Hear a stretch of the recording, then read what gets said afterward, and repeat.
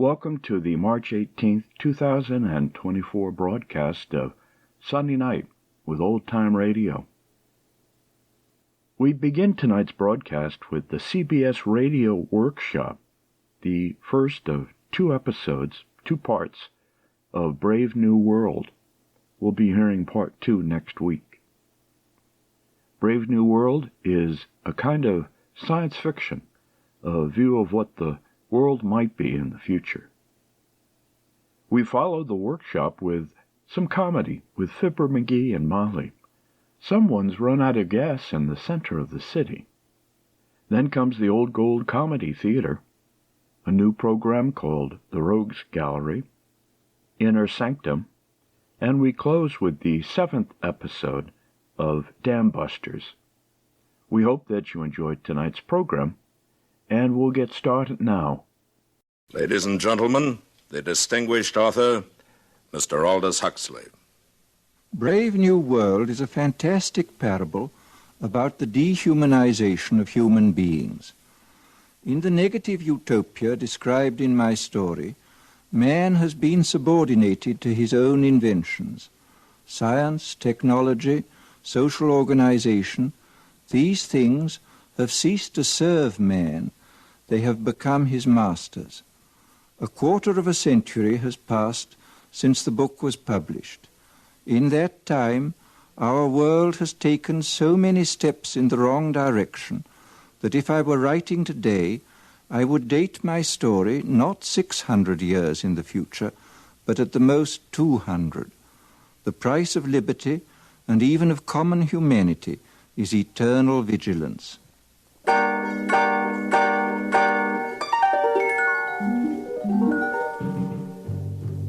CBS Radio, a division of the Columbia Broadcasting System and its 217 affiliated stations, present the premiere broadcast of the CBS Radio Workshop, radio's distinguished series dedicated to man's imagination, the theater of the mind.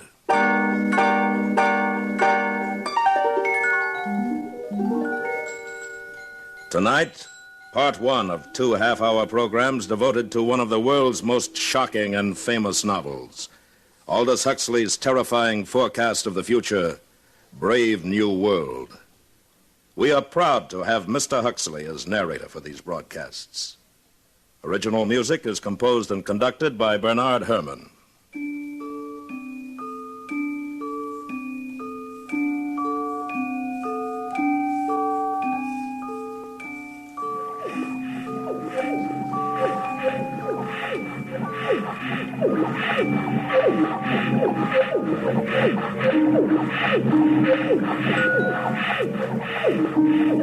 This is Aldous Huxley, and these are the sounds of the Brave New World, of test tube and decanter, of hissing injectors and gurgling blood substitute. The year is AF 632, 632 years after Ford. We are inside the London Hatchery and Conditioning Centre, and this is the fertilizing room, an enormous laboratory where the temperature is never allowed to fall below 98.6. And here comes the director of hatcheries and conditioning in person, bringing with him a group of young students. Tomorrow you will be settling down to serious work. Today I just want to give you a general idea of things. These are the incubators, and here is the week's supply of ova, kept at blood heat. Come along, boys. Now here, we immerse the eggs into a warm bouillon containing free-swimming spermatozoa. Immersion continues until the eggs are all fertilized. And over here is where we bottle the alphas and betas. In short, gentlemen, the perfect process for manufacturing healthy babies. Are there any questions? Sir, will you explain the Bakhanovsky process? I'm glad you asked that. Students, take this down. Bakhanovsky's process, where in olden times one egg made one embryo which made one baby. Today we've improved on all that. Now the egg will divide from 8 to 96 buds, and every bud will grow into a perfectly formed embryo, and every embryo into a mature baby, making 96 human beings grow where only one grew before. Progress. But what advantage is it, sir? Oh, my good boy, can't you see? Where in olden times nature allowed us only to have twins or perhaps triplets or so, today we can create scores, yes, scores of identical individuals. We can manufacture men and women in uniform batches. Think of it. An entire factory staffed with the product of one single egg. 96 identical individuals working 96 identical machines. At last, society really knows where it stands. Remember, it was our Ford who gave us the concept of the assembly line when he was on Earth many centuries ago. And now, boys, we will go up to the bottling room where we shall see how we create each class of society, alphas, betas, deltas, etc. Come with me. Well, Lenina. Oh, Director. Oh, charming, charming. What are you injecting into our embryos today, my dear? Typhoid antitoxins? Yes, sir.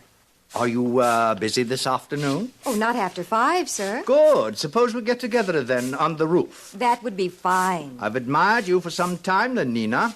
I'm looking forward to a closer acquaintance. Thank you, sir. And now, boys, we're off to the bottling room. You are a lucky girl. The director of hatcheries and conditioning. Oh, hello, Fanny. Oh, you can trust the director to be the perfect gentleman. I saw him pat you. He wants me. You see? That shows what he stands for. The strictest conventionality. And it's about time you started belonging to someone else, my dear. But I like Henry Foster. We've only been with each other 4 months. 4 months? Well, what would the district world controller say? You know how he disapproves anything intense or long-drawn. And it isn't as though there were anything painful or disagreeable about being with 1 or 2 other men besides Henry.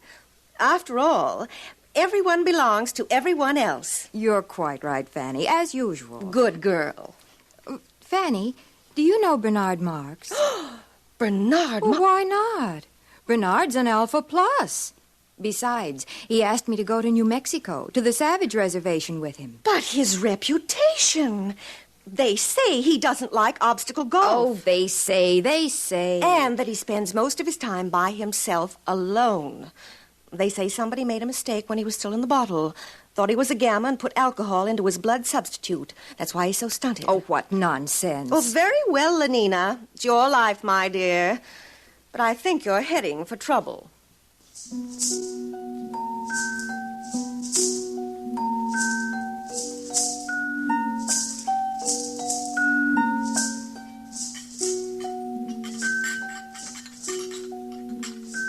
And here we have the bottling room. Little embryos carefully bottled being rocked gently to and fro as they did in olden days when carried by their mothers. Now, boys, you must learn to distinguish between smut and science. I am going to use that word again. As scientists of tomorrow, you must learn to cope with it. Mother. There, that's better. As a matter of fact, there is an area in our world where humans are still viviparous, still give birth to their children. The Savage Reservation in New Mexico. I visited there once myself, many years ago. Dreadful, filthy place. Naturally, civilization has improved on all that. It is here we control the embryo's growth, each batch carefully regulated to produce the exact class of citizen we desire. And here is our Mr. Henry Foster in charge of bottling. Oh, Henry. Yes, sir. Please explain the process to the students. Oh, delighted, sir. By the way, Henry, before you begin, I made a date with Lenina Crown this afternoon. Oh, really? I'm delighted, sir. I'm sure you'll enjoy belonging to her. Good. Very pneumatic girl. Now, please proceed. This way, gentlemen. Here we advance the process.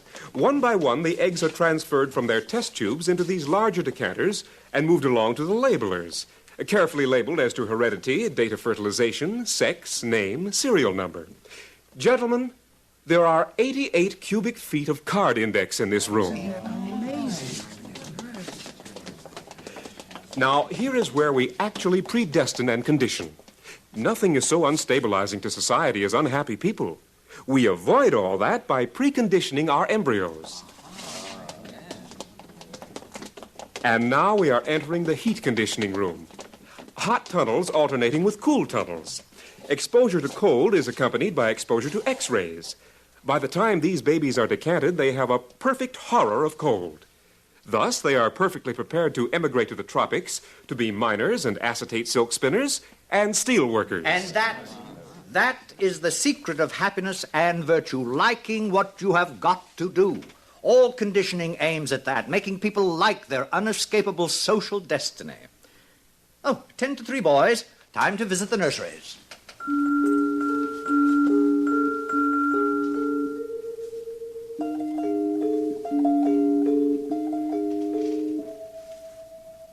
And so the director continued on his tour. Meanwhile, in his rooms high above the city, Bernard Marx nervously paced the floor. I'm taking Lenina Crown in New Mexico with me, Helmholtz, to the Savage Reservation. Well, it's about time. What do you mean by that? I'll be frank, Bernard. There's been a lot of talk about your behavior at the College of Emotional Engineering. Of course, I've been defending you. And I'm supposed to be grateful? Because you're a successful feelies writer? Because you're tall, well-built, have all the girls you want? Oh, Bernard. Now, you know how I feel. I want to write. I mean, seriously, not slogans or feelies. I want to write something important. Lately, I've been cutting out my committees and my girls. The director called me in just the other day. Are you in trouble, too? There's a poem I wrote, too emotional, he said. He gave me the lecture about being an Alpha Plus, about remembering to behave even as a little infant. I know. I tried to explain to Lenina, but she doesn't understand, or won't understand. All those other men she belongs to, Henry Foster, Benito Hoover, they treat her like a side of beef. It's disgusting. It's socially proper. We share and we share alike, remember? But I want her for myself, alone. Bernard, you're my closest friend. Now, you listen to me. You can't win this way. Follow the rules. Play the game. Be happy.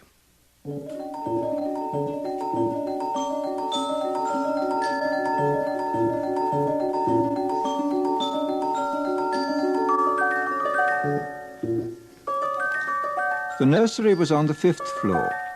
The sign over the door said, Neo-Pavlovian Conditioning Room. It was a large, bare room, very bright and sunny. Half a dozen nurses, trousered and jacketed in the regulation white viscose linen uniform, were engaged in setting out bowls of roses in a long row across the floor. The nurses stiffened to attention as the director of hatcheries and conditioning came in, followed by his students. Set out the books. In silence, the nurses obeyed his command. Between the rose bowls, the books were duly set out. Now bring in the children. They hurried out of the room and returned in a moment, each pushing a kind of tall, dumb waiter, laden on all its 4 wire-netted shelves with 8-month-old babies, all exactly alike, a Bokanovsky group, and all, since their caste was Delta, dressed in khaki diapers. Put them down on the floor. Now turn them so they can see the flowers and books. Turned, the babies at once fell silent, then began to crawl towards those clusters of sleek colors, those shapes so gay and brilliant. From the ranks of the babies came little squeals of excitement, gurgles and twitterings of pleasure. The swiftest crawlers were already at their goal. Small hands reached out uncertainly, touched, grasped, unpetaling the roses, crumpling the illuminated pages of the books. Watch carefully, students. All right, nurses, pull the lever.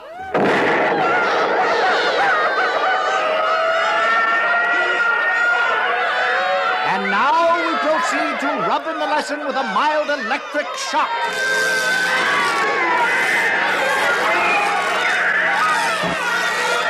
That's enough. All right, take them away, nurses.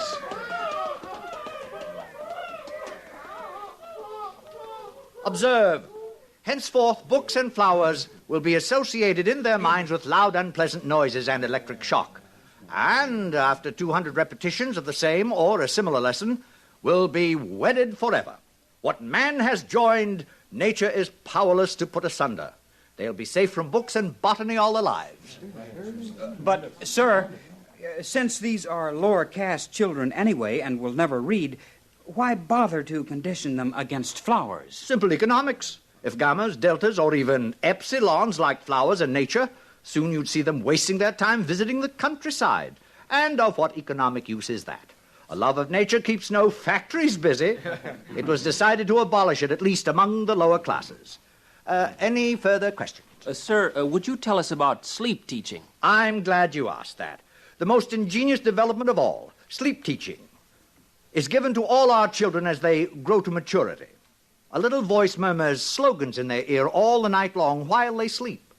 Of course, it's useless for teaching, but as a method for giving post-hypnotic suggestions, it is invaluable. It's what conditions our minds to love our future role in life. Now, boys, tell me some of the lessons we've all learned through sleep teaching. A gram is better than a dam. A good example.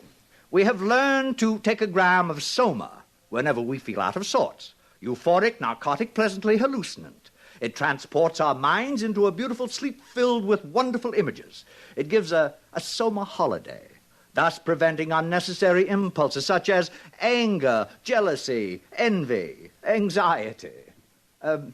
Next. Ending is better than mending. Good. It's better to throw away something than to repair it. New clothing, new possessions keep our factories humming and make us happier. Next. I'm glad I'm not a gamma. Ah, yes. We're all taught in our sleep to enjoy our own caste, whatever it may be.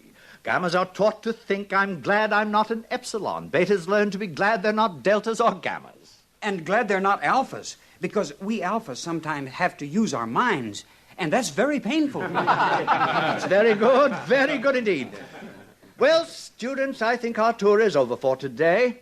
I'm sure most of you have dates with pneumatic young ladies. Some, of course, will be wanting to get in a game of obstacle golf. But before we finish, I'd like to add a few footnotes to the things you've seen today. Today, we have a controlled society, a happy society. We have stability. There was a time when these things did not exist. Didn't people grow old and feeble in those days, sir? Indeed they did. Old men in the bad old days used to renounce, retire, take to religion, spend their time reading, thinking.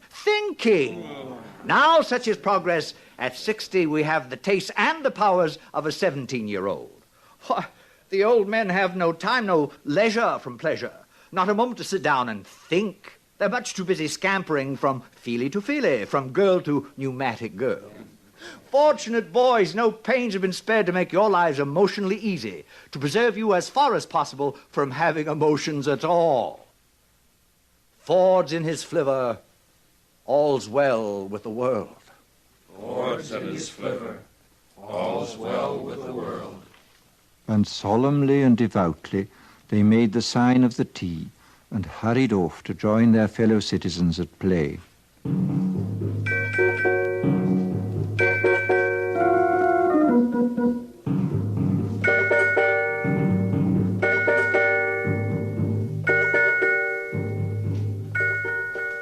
In spite of Fanny's dire warnings, Lenina Crown made a date that evening with the eccentric Mr. Marks, partly to show Fanny her courage and partly because she was curious.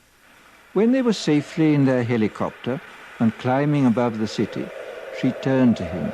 Shall we play escalator squash or go to the Feelies? Escalator squash is a waste of time. But what else is time for?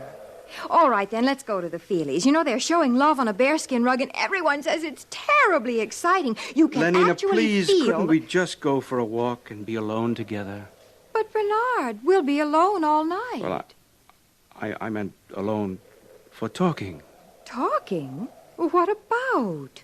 Oh, you're beginning to feel nasty, I can tell. Take a soma, Bernard. I'd rather be myself and nasty, not somebody else, however jolly. A gram in 9 saves 9. Oh, for Ford's sake, be quiet.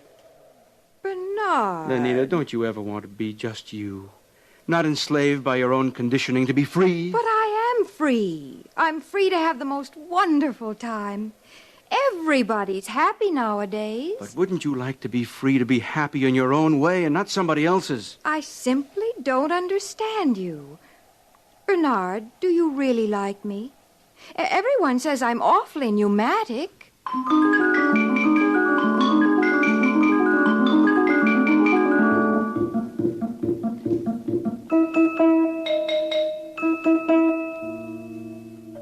Eventually, Bernard took Lenina to the Westminster Abbey Cabaret, where Calvin Stopes and his 16 saxophonists were playing. Also featured was London's finest scent and colour organ, and all the latest synthetic music. With the aid of 4 Soma tablets, Bernard managed to spend a successful evening with the girl, and the next morning he agreed to apply at once for a permit to visit the Savage Reservation. He was quite nervous as he stood before the large desk of the Director of Hatcheries and Conditioning. Oh, going to take Lenina Crown, I see. Yes, sir. Very pneumatic. Yes, sir. New Mexico Reservation. How long ago was it? Let me see. 25 years? I must have been your age then. Sir? I had the same idea as you. Wanted to have a look at the Savages. Got a permit for New Mexico and went there for my summer holiday. With my girl of the moment. She was a beta minus, I think. Oh, yes. She had yellow hair and was especially pneumatic. Well, it was terrible. We rode about on horses and all that, and the last day of our stay, she got lost. Somewhere in those horrid mountains. Lost. We never did find her, poor girl. Must have fallen in some crevice. Yes, we searched for days, but no luck. Miserable trip. You must have had a terrible shock. What? Oh, don't imagine there was anything unethical about it. Nothing emotional or long drawn. It was all perfectly healthy and normal. I'm sure it was, sir. What's that? Oh. Mr. Marks, I should like to take this opportunity of saying I'm not at all pleased with the reports I receive of your behavior outside working hours. Alphas are so conditioned that they do not have to be infantile in their emotional behavior, but that is all the more reason for their making a special effort to conform. And so, Mr. Marks, I give you fair warning. Yes, sir. If ever I again hear of any lapse from a proper standard of infantile decorum, I shall ask for your transference to a subcenter, preferably to Iceland. Good morning.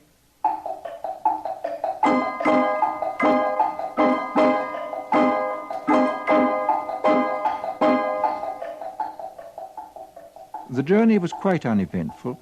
The Blue Pacific rocket lost 4 minutes in a tornado over Texas, but was able to land at Santa Fe less than 40 seconds behind schedule. Lenina and Bernard slept that night at Santa Fe, and Lenina was very happy. Imagine 60 escalator squash racket courts in the hotel, and obstacle and electromagnetic golf, too. Oh, Bernard, it's simply too lovely. There will be no scent organs, television, or even hot water once we get out on the reservation. I can stand it. You'll see. Only progress is lovely, isn't it?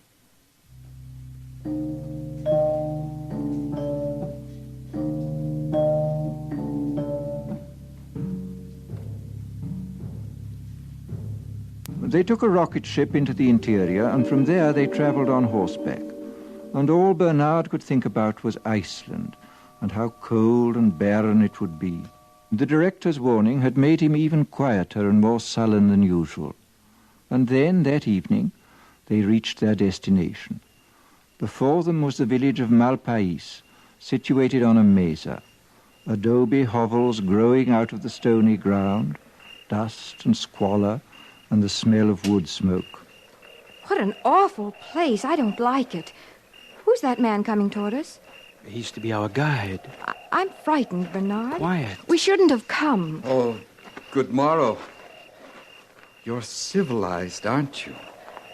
You come from outside, from the other place? My name is Bernard Marks.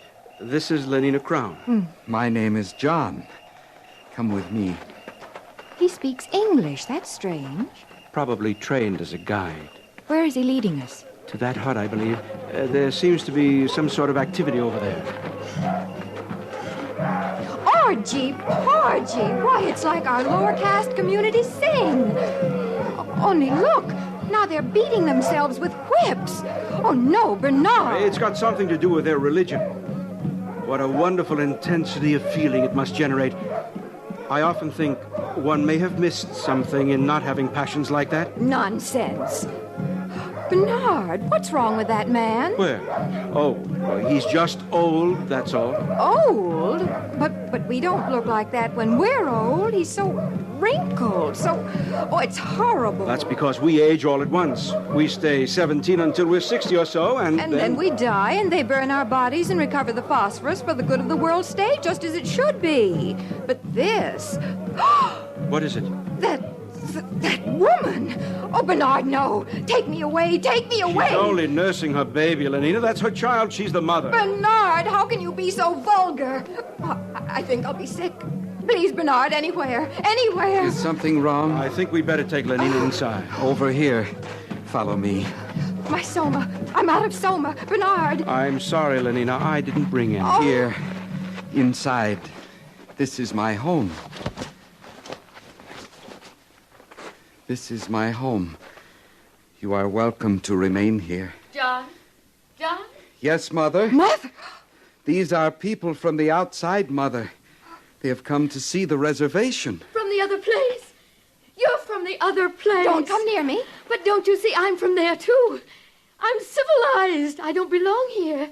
It's all a terrible mistake. This is my mother, Linda. Were you born here? No, I tell you, I was decanted like normal people. Oh, thank Ford, someone has come. At last, thank Ford. Bernard, please keep her away. Could you tell us about yourself, please? Well, I came here 25 years ago with a man. His name was Thomas. We went riding together on horses. There was a terrible storm. I got lost in this horrible place. It was the last day of our stay. He left me here, alone. Lenina? Yes? You will be interested to know that our director of hatcheries and conditioning is named Thomas, and that he came here 25 years ago. Oh, no. And that... It can't be. But it is. He told me so himself. What a discovery. This boy is our director's son. Our director is a father. Oh, it's too horrible. Mother, what is he saying? Iceland indeed. Bernard, stop it. Well, we'll see who tells who where to go now. John. Yes, sir? How would you and your mother like to return to civilization? Do you mean it? Oh, please, do you? Listen, they're crazy here. I was a beta minus. I always worked in the fertilizing room. I was a good worker. But how can I tell them? They don't understand. They mend things. They don't know what a helicopter is or soma. They have babies like dogs. Oh, it's too revolting. Oh, thank Ford. If it hadn't been for my son, for John, what a comfort he has been to me. Your son? How can you? You, a beta minus. I know, but he's been a comfort to me just the same. If only I'd had soma. Oh, do you mean it?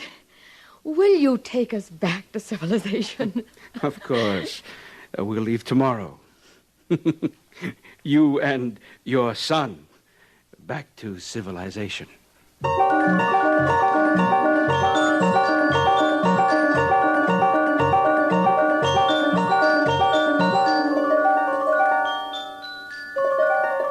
And Bernard was as good as his word.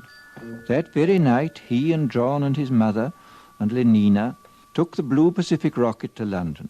For Lenina, it was a happy trip, since she had taken 4 somas the minute they got back to the hotel. For John, it was a voyage of discovery. Poor Linda, his mother, could only weep for joy. But for Bernard, it was a moment of triumph. Triumph such as he had never known before.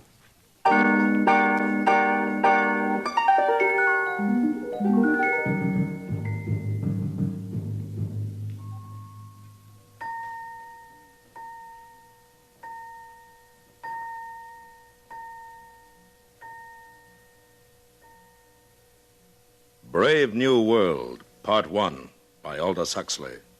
A startling, shocking account of what can happen to our civilization 600 years in the future. And more importantly, a warning to all of us against the destruction of moral standards, family life, and the soul of man.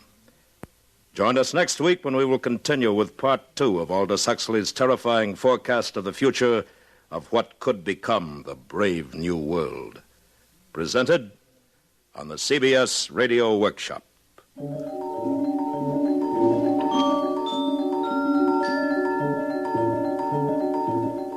CBS Radio Workshop is produced and directed by William Frug. Brave New World was adapted for radio by Mr. Frug. Featured in the cast were Joseph Kearns, Bill Idelson, Gloria Henry, Charlotte Lawrence, Byron Kane, Sam Edwards, Jack Crucian, Vic Perrin, and Lorene Tuttle. Original music composed and conducted by Bernard Herrmann. This is the CBS Radio Network.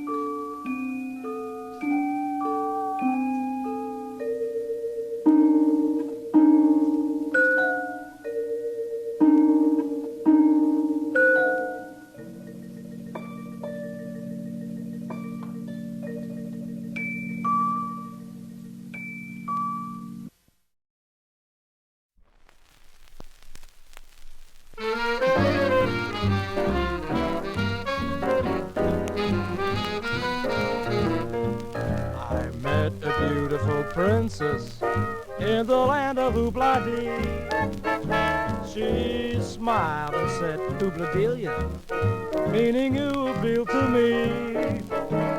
I said, Oobu-la-ba-la-ban-doo with pride, Oobu-delia-la-ban-doo, let's take a ride in the land of Oobla-dee.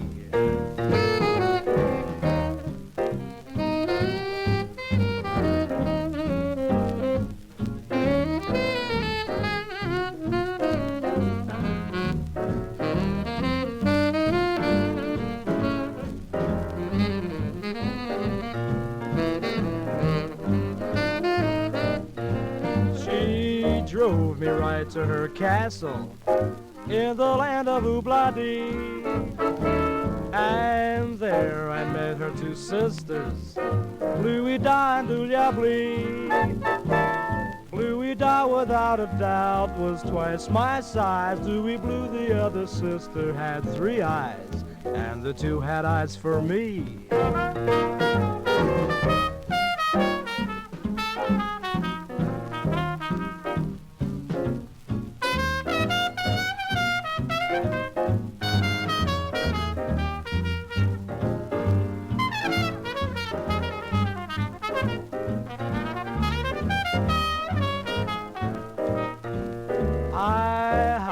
Westbound freighter to the land of Oobla-dee. I jumped when I saw the princess who was waiting there for me.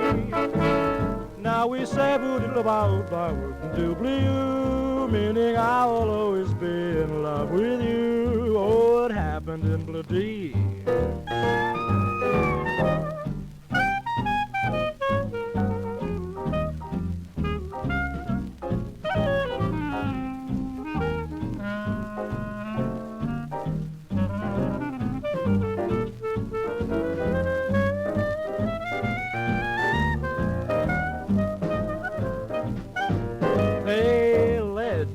To the altar in the land of Oobla-dee. I had a very bad feeling. Things did not look right to me. So before I said I do, they looked aside. They had pulled a switcheroo. They changed the bride. Oh, they can't do that to me.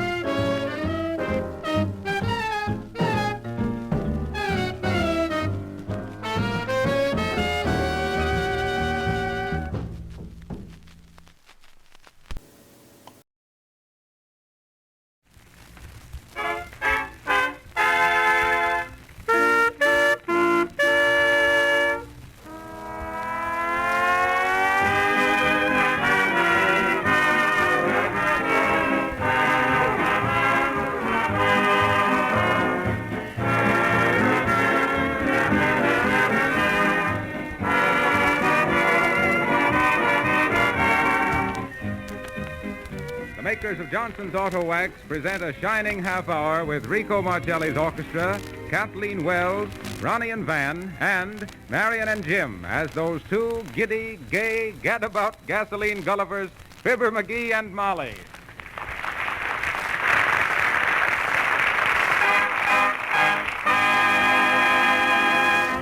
Did I ever tell you about the time me and Duke O'Swoop had the concession on the Candy Cane Creek? Yes, a dozen times. Well, sir, Candy Cane Creek is a stream which flowed green and red on the two sides and purple in the middle. Me and Duke O'Swoop made us candy canes, and we dipped them into the creek and twirled them a mite and got them all colored for the Christmas trade. Fibber, McGee, get away from there and let the program begin to commence to start. Oh, shucks, I didn't even get to the part about Johnson's auto wax. Molly's right, Fibber. The show must go on. Rico, strike up the band.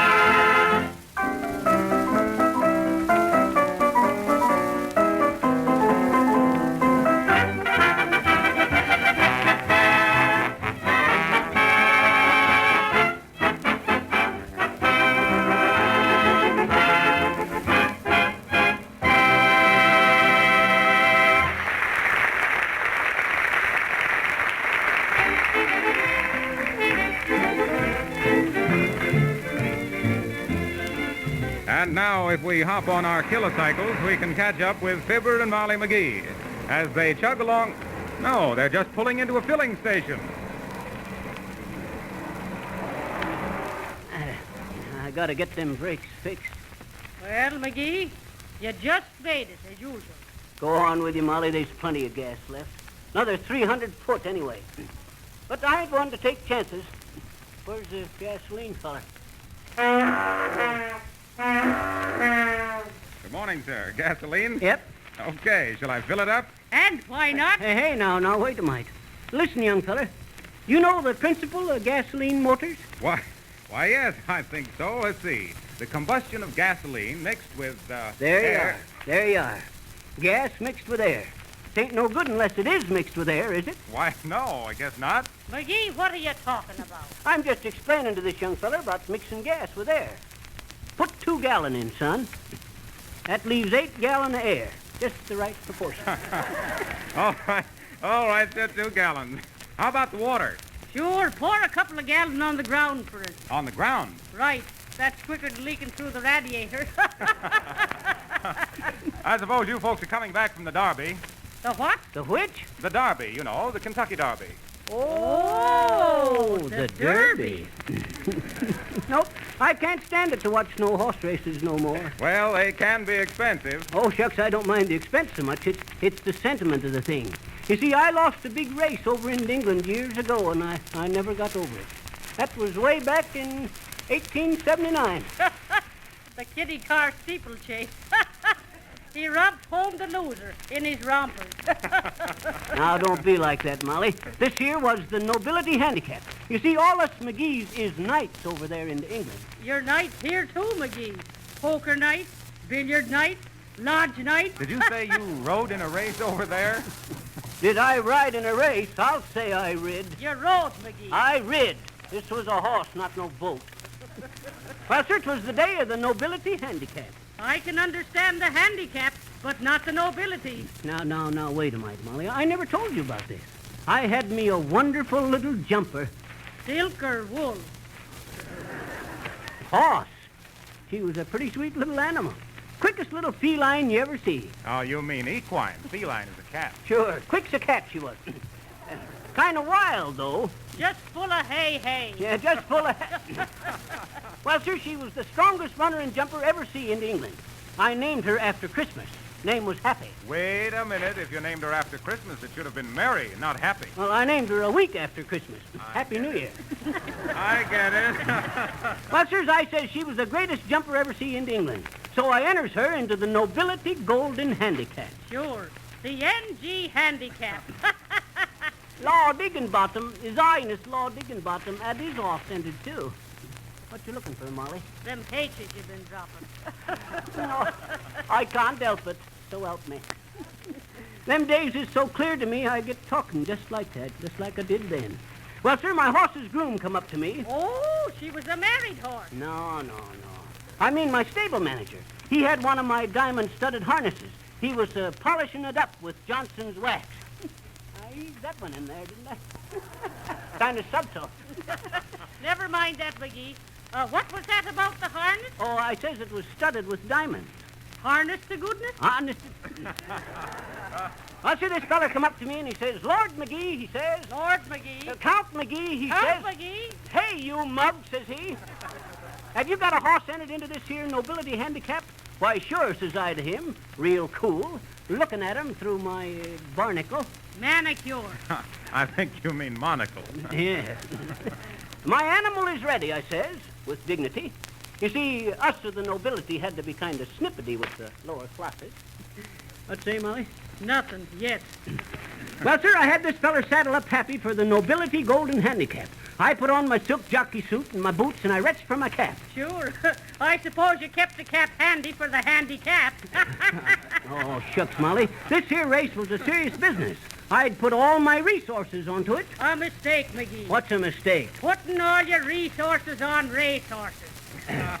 Well, sirs, I was going to say, in them days, the jumps was twice as high, the ditches was twice as wide, and the riders was twice as smart. Except you. Except me. No.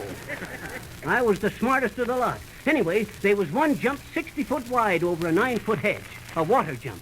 Think of it, son. A water jump 60 foot wide. Water jump. That was no jump. That was an endurance plane. You betcha it was. You say there was a 9-foot hedge, too? Yes, but look, overnight a spring rain had come up, and that here hedge grew 2 foot and 8 inches, making it 11 foot 9 inches high. Don't you mean 11 feet 8 inches? Well, there was buds on it an inch long. Well, sir, I went over and looked at that there jump, and I knowed that there was no horse into England could take it but Happy. I knowed I could ride rings around him. Rings? Oh, 'twas a merry-go-round. Well, sir, we come to the post. I leapt into the saddle and I lines up with the rest of the nobility there. I bows to the king and queen and waits for the bugle. Then it comes.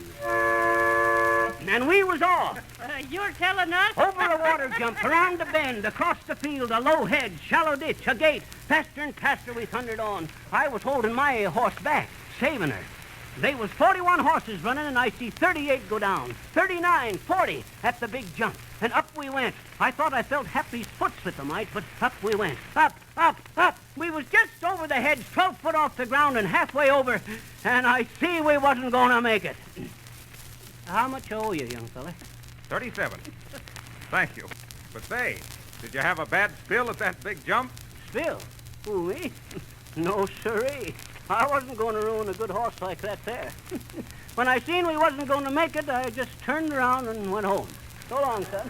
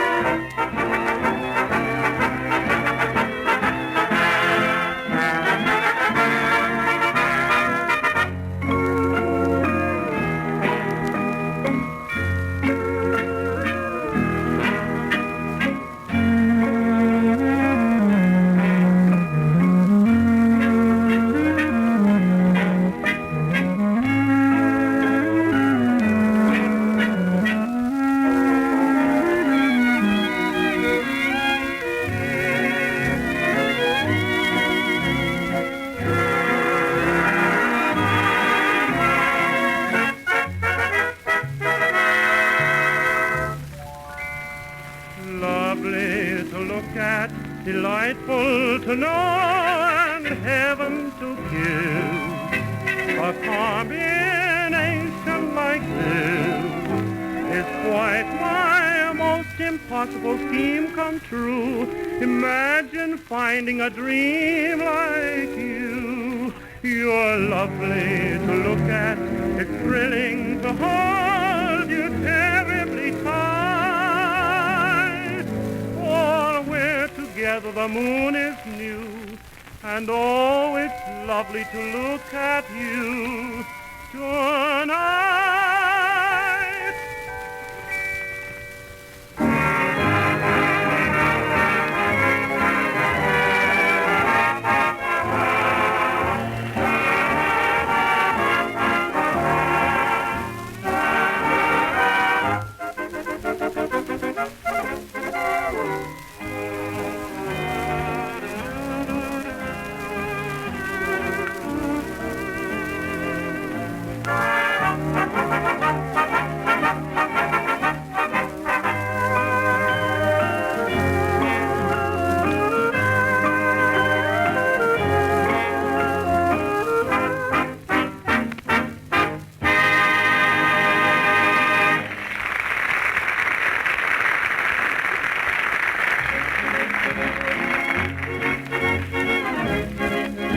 Kelly bringing you Lovely to Look At with Ronnie Dustoff polishing up a chorus. You'll have something lovely to look at if you give your car a Johnson Auto Wax finish. When you drive along this summer, just remember what damage the hot sun can do to the paint jobs on your car. Unless, of course, your car is protected with Johnson's Auto Wax. But once your car is wax finished, the ultraviolet rays of the sun cannot fade the color or destroy the smoothness of the finish. Johnson's Auto Wax makes old cars shine like new and keeps new cars bright as a mirror. For dust and road film cannot cling to the Johnson Wax finish. You'll be mighty proud of your car after it's wax finished. You can easily do the job yourself, or you can have it done for you at a nearby service station. Take a tip from me. If you want lasting beauty and protection for your car, use Johnson's Auto Wax. There's nothing better, no matter what price you pay. Now may we present, for your undoubted approval, Miss Kathleen Wells. Kathleen, what do you say? Life is a song, Hollow. Don't say it, sing it. Okay.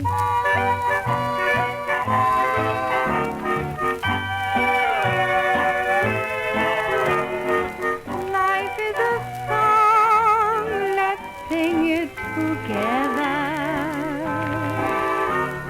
Let's take our hearts and dip them in rhyme.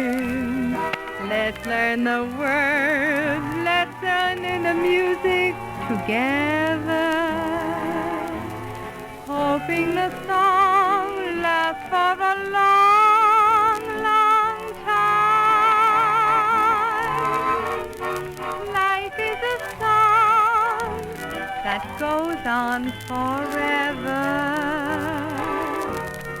Love's old refrain can never go wrong. Let's strike the note Mendelssohn wrote concerning spring weather. Let's sing it together and make life a song.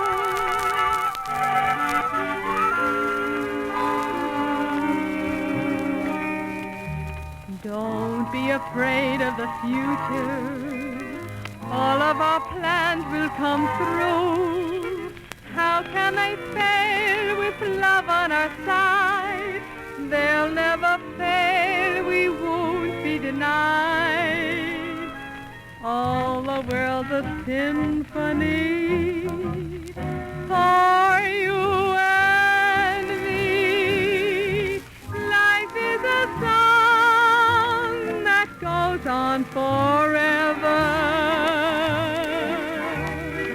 Love's old refrain can never go wrong. Let's strike the note Mendelssohn wrote concerning spring weather. Let's sing it together and make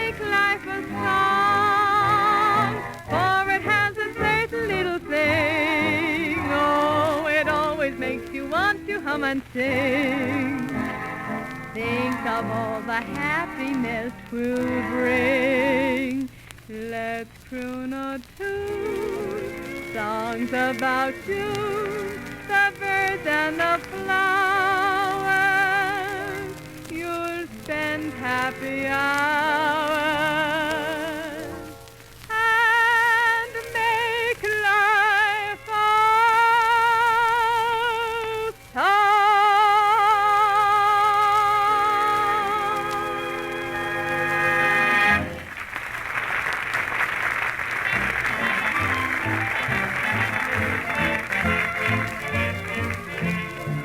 Well, we guess old steeplechaser McGee is a pretty good jumper after all, because he was here just a few minutes ago, and now we find him with Molly, cautiously driving into a certain large city.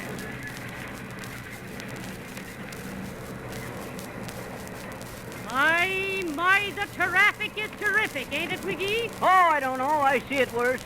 Why, when I was driving over into London, I Look see... out! You nearly sideswiped the beer truck. Oh, that was nothing. Nothing. You nearly had me singing just before the bottle's mother. Watch out, McGee. Oh, don't be so nervous, Molly. This here ain't bad. Why, when I was driving in London, I almost... Stop. We got a red light. Quit looking at the girls and watch the light. Well, them neon rays is confusing to a fella. It ain't the neon rays that bothers you, McGee. It's the ray on me. Now go ahead. You got the green. Oh, okay. Hey, where are we? How should I know? Sure, the last route sign I seen was about 52 blocks back. Oh. Slow down and I'll be asking someone. Okay. Hey, mister, where are we at? Never mind the details, buddy. What town? Smart, Alex. Yeah, when I was driving into London a few years back... Now, don't turn here, McGee. This is a one-way street. Well, we're only going one way, ain't we? Sure. To a police station if you don't watch yourself. Ah, go on with you, Molly. I'm doing all right. Hey, do I turn left here? Right. No, foolish left. But you says right. I meant it was right. You should turn left. Well, shucks, I says left and you says right, so I turns right and you says left. Sure I did. Left was right. Maybe we better stop and figure this out. Watch the traffic officer, McGee. He's waving at you. At me? What for? I never see that feller before in my life. No, but you're liable to see lots of him from now on. And there is, too. There is what? Lots of him. Go ahead, McGee. What you waiting for? I'm going. I'll show them they can't rush Fibber McGee. They can't make me move no faster than what I think I ought. Oh, what the? He's got you, McGee. Well, maybe I was going a mite slow. Was the hooligan in the delivery truck behind you, McGee? Was. You want to stop and hang one on his eye for himself? How big is he? I don't know. He's sitting down. Oh, he won't stand up like a man, huh? Shucks, let him go. Where are we now, Molly? I have no idea, McGee. I was telling you about the time I was driving in London. I had me a big 20-cylinder Boston Schutzen for the foggy Watch out day. for the streetcar, McGee. Let the sap-snippered nickel nippers look out for themselves. I'm doing the driving. As I was saying, I had me a 18-cylinder Boston Schutz over into London. You said it was a 20-cylinder, McGee. I know, but 2 cylinders was missing. Well, sir, hey, Molly, do I turn on the red or the green? How do I know? Just slow up, McGee. Slow up? Yes, and turn when the light changes. That way nobody'll ever know what color you turned on. That's a good idea, Molly. I'll just slow down and... Well, and go ahead. Don't stop. Don't stop what? Just don't stop. Go ahead. I can't. Oh, dear. Well, start up, McGee. We can't wait here in the middle of Broadway. Maybe we can't, but we are. We're out of gas, Molly. Oh. So we're out of gas. Yeah. McGee, you'd run out of snow at the North Pole. Look now. Hey, Molly, you get over here and steer whilst I get out and give her a push, will you? Won't the car move on the starter, McGee? No, and the starter won't move on the car. Come on, Molly. I'm holding up the traffic for 3 blocks back. Sure. They're just a bunch of honkers from Yonkers, McGee. Give her a push. Okay, Oh, here comes a policeman. Well, what do you expect? A horseshoe roses? All right. What's the idea here, you? Now, listen here. Keep a civil tongue in your head, you big You flat get you foot. smart, hey? Well, get that crate off this intersection here, see? Oh, a crate, is it? Well, it's a bad egg that knows a crate when he sees one. Listen, officer, my name is McGee. Fibber McGee. I don't care if you're King George. Get that pineapple can out of here. Officers, we're out of gas. Yeah. All right, you're out of gas. So what? You're going to sit there and some guy drills an oil well under your car? Get out and push it. I was just going, officer. Well, give him a hand, you big windbag. Put your club in your belt and roll up your sleeves for once in your lazy life. Hey, all right now, you. What's your name? My name is... them your own license plate? And who do you think, Frankenstein? I'm talking to this man, lady. I'll say... Keep quiet. Listen, you. Where are you from? I'm so from... you won't talk, eh? I know what I got a good mind to do. If you had a good mind, you'd know what to do. Now give us a push. All right, now I've had enough, lady. Let's see your papers. Papers? You mean you papers, your papers. Come on, man, your papers. Listen here, Commissioner Cuckoo. We're running a car, not a newsstand. Now get your papers somewhere else. And give us a push, will you? All right, lady, I've had enough of this. You says that before. Oh, I did, hey. I'll say it again. Fresh tourists, eh? Huh? All right, you know what you're up against? Huh? Blocking the traffic. Who? Disorderly conduct. Me? Resisting officer in performance of his duty. Creating a disturbance. And driving without a license and suspicious ownership of the car. Assault and battery? No. Well, you better add that, too. I'm planning on it. That's telling him, McGee. Never mind the double talk here now, see? Here's what I'm going to do. I'm ringing for the wagon and I'm impounding your car. I'm taking you both into the police station with no bail recommended. You'll both be lucky to get out in time to see them Zion quintuplets graduate from high school. What's your name? McGee. Fibber McGee, officer. And I'm from Peoria. And who's this dame? Is that your wife? You talking about this here lady? You big Irisher? That's Mrs. Fibber McGee. And proud of it, too. Yeah. Mrs. Fibber McGee. And me maiden name was Molly Mahoney. Molly Mahoney? From Peoria? Yes, and so... Little Molly Mahoney. Well, I'll bet. Molly, don't you know me? Tim O'Houlihan? What? O'Houlihan from across the track in Peoria. All right, here. Come on, move along there, everybody. Hey, you give these folks a push. Where's your manners there? Come on, move them along here. What you staring at, you? Come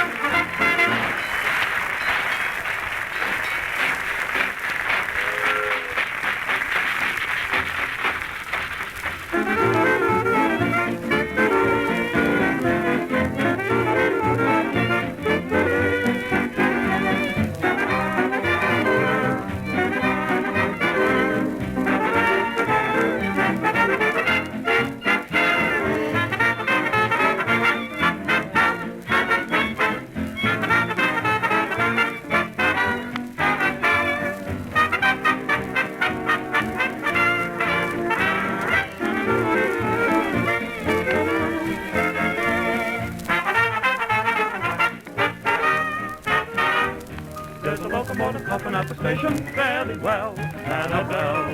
And I know you need a little consolation, very well, Annabelle. When you feel that you're out in the rain, think of me in that Pullman train. On a cold observation car, looking for you in the dark, all in vain. I will send a telegram at every station, very well, Annabelle. If your family wants a bit of information, say that I am doing swell. And when I come back with a pocket full of jack, you'll have something grand to tell. 'Cause I'll take you on a honeymoon vacation, very well, Annabelle.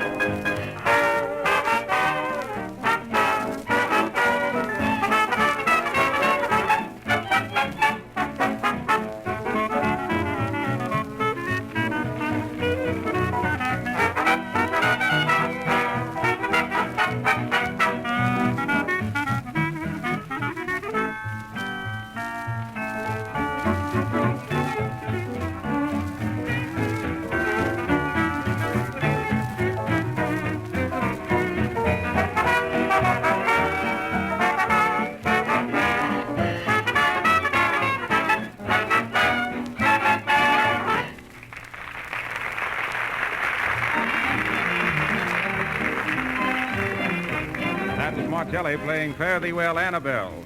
You'll admit to a Fare Ye Well, with Dustoff and Brightsky faring pretty well also in the vocal department.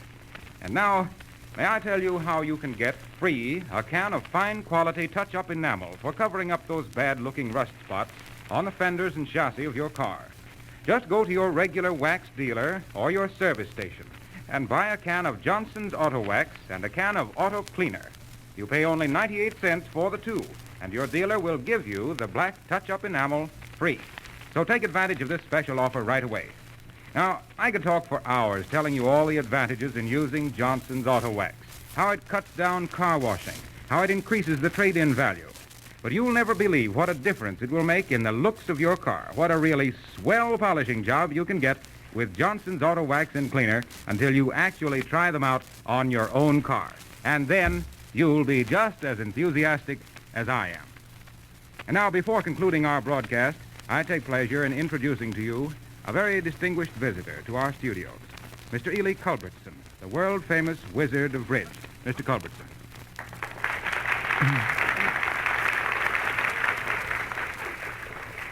Good evening, everyone. I have for you the biggest news in the 400-year-old history of the playing card industry.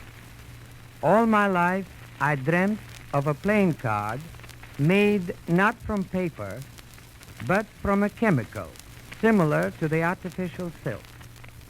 This revolutionary invention was accomplished last year, and soon the card players everywhere will see cards that cannot be crimped, soiled, and which can be washed exactly as ladies' finest lingerie.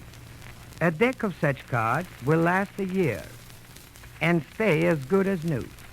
Our chief difficulty consisted in finding just the right kind of lacquer, combining beauty with durability. S.C. Johnson have solved our problem brilliantly.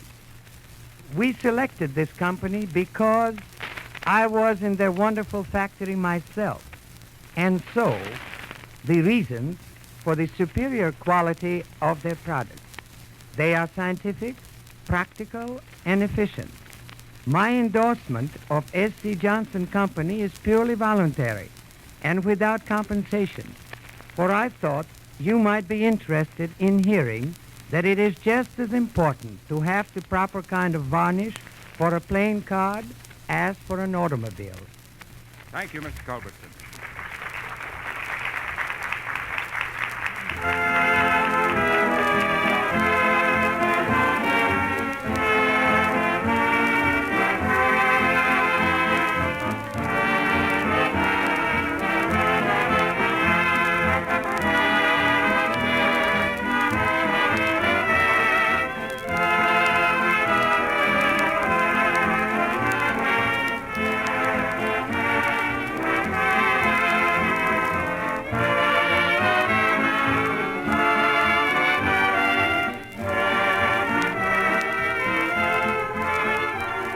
Remember, friends, we're going to have weeks and weeks of wax and wax.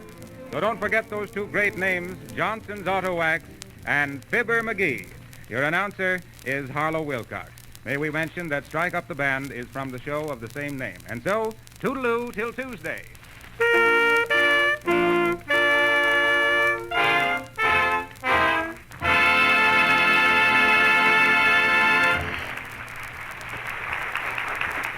This is the National Broadcasting Company.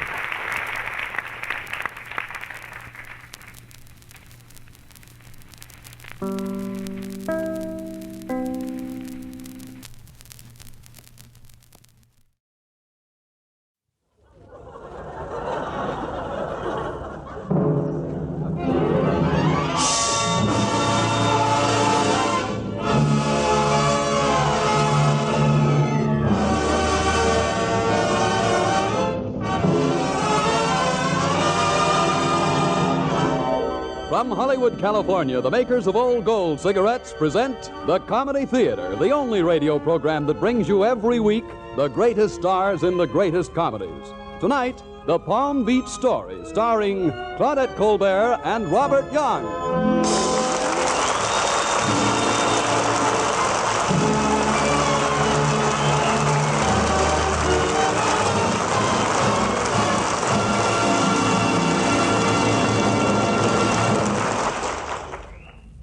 Now we have the honor of introducing... Oh, I beg your pardon, Claudette. I thought that was in my script. Oh, that's quite all right, Bob. You've stolen my lines before. Oh, I'm terribly sorry, darling. It's just that my eyes, sometimes in this light... I know. You have double vision. That's right. I remember that time you tried to play both ends of the love scene, and Also the dog that was sitting on my lap. Well, now, wait a minute, will you? And then be the husband who came in and found us. Listen, Ladies and gentlemen, looks like I'll have to introduce myself. Oh, no, now you're almost as bad as Bob. Ladies and gentlemen, I have the greatest honor tonight of introducing to you for the first time on the air a man who has rocked the world with laughter, whose name is as familiar in Zanzibar as it is in Zanesville, Ohio. The inventor of the horn-rimmed spectacle, the director and host of the Old Gold Comedy Theater. He was born a number of years ago in the town... No. Excuse me, Claudette. Now, I appreciate what you're saying, but I'm really not running for the presidency. Ladies and gentlemen, I'm Harold Lloyd.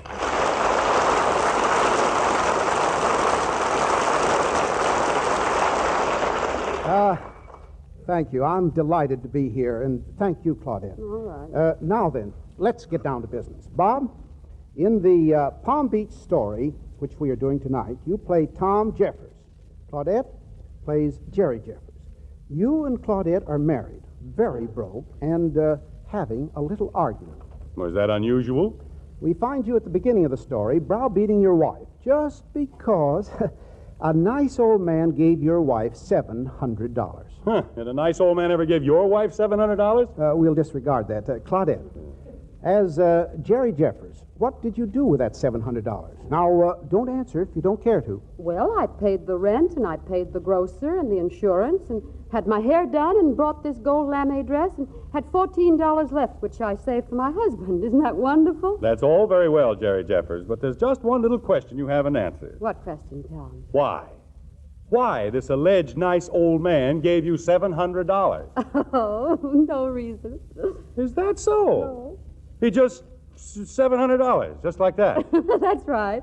Oh, it was charming. You have no idea how it makes a girl feel to have a man say, "Here's my roll, peel yourself off something nice." Is that so? I suppose sex didn't even enter into it. Oh, of course it did, darling. No, I don't think he'd have given it to me if I had hair like Excelsior and little short legs like an alligator. This is very illuminating. Well, you don't have to get so rigid about it. It was all perfectly innocent. Yeah. He was just a very nice, kind, rich, generous old man. Where did you meet him? You'll die when I tell you. Well, go ahead. Kill me. In the bathtub. In the bathtub? Yes, isn't that a scream? It's a yell. What were you doing in the bathtub? I was hiding from him. Hiding from him? What kind of games do you play around here when I'm out? How much water was there in the tub? Well, I was standing in it, you idiot. Standing in it? In my pink negligee. What's the matter with you? Well, now, look, he was just a funny little old man the manager wanted to rent our apartment to. And as I wasn't dressed yet, I hid in the bathroom. Then he walked in. Some people have no sense of privacy. what did he do then? Take a bath? No, he was just terribly sorry to hear we were losing our apartment. He said he'd been young and broke, too, a long time ago. And then he gave me $700 and left. And that's all? Well, I did kiss him goodbye. In the bathtub? On the cheek. I half expected him to sprout some wings and fly out the window. Yes, it does sound like a fairy tale. So you just tell me where this kind, rich, generous old man lives, and I'll take him back his $700 and thank him in my own way. I don't know where he lives, darling. I don't know his name or anything about him. And I don't think they'd give the money back. I mean the grocer and the butcher and the drugstore. And you really couldn't blame them after they'd waited so long. Yeah, that's right. Rub it in. Oh, I didn't mean to. But it's such a wonderful feeling to have all the bills paid and be able to look everybody in the eye. I like that feeling. It's like a fresh start now that we're all paid up. This is much too expensive for you, Tom, although I know you just wanted it to be nice for me. Where would we move to? Well, I wasn't thinking about me. I just meant you. Huh? Look, darling, I'm no good for you. Honestly, I can't cook or sew or whip up a little dress out of last year's window curtains. I'm just a millstone around your neck. Just when did you get this idea? This afternoon? No, I've had it for a long time. Now, don't you see? By yourself, you could live in a little room somewhere or even move in with your brother and pay your bills and maybe even get ahead a little. Who would you be moving in with? Oh, well, that's no problem. You can always find a good provider if you don't care what he looks like. I'm tired of being broke, darling. Oh, Jerry. Oh, no, don't talk to me in that tone of voice. If you hadn't done it a long time ago, we wouldn't be in this mess. Jerry. What? Sit on my lap. No. Well, sit on the arm of the chair, then. There, comfortable? No, take your arm away. Well, can't I just hold your hand? Oh, I have a feeling this is all going to end very badly. It's all going to end very well. I've got a man interested in my invention. He's already got $50,000. And if we can just raise the other 49... I know, but they never raise the other 49, and then they go away, and then you start looking for a new one. But I'm bound to crash through someday. But I don't want it someday. I want it now while I'm young and can still laugh and dance and enjoy myself. Oh, darling, I'm sorry to tell you this, but men don't get smarter as they grow older. They just lose their hair. Thanks. No, you don't have to thank me. I'm not being so nice. Don't you see, I could be so much more help to you as a sister. Oh, shut up. Now, as your sister, if anybody wanted to go out with me, I'd naturally... Shut up. You just aren't practical. And take your arm away. Oh, Jerry. Oh, stop it. Darling, something has to be done. The terrible trouble with us is that we're in love.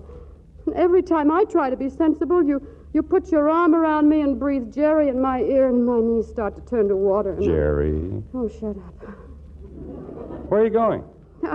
Going downstairs to see if they have any cigarettes. Well, I'll go for you. No, I'd like to get out of the apartment for a while. It smells too much of love.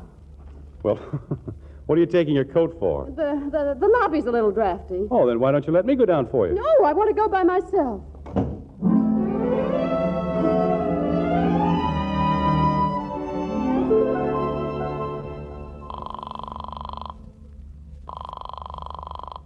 Hello? Tom, I'm in the phone booth in the lobby. Oh, what's the matter? Didn't they have any cigarettes? I didn't come down for cigarettes. I lied to you. Huh? I'm sorry. Darling, I'm going to leave you. I'm going to divorce you. But, Jerry, you can't get a divorce. They cost a lot of money. No, the next husband always pays for that. Oh, you have him all picked out, have you? Suppose I won't give you a divorce.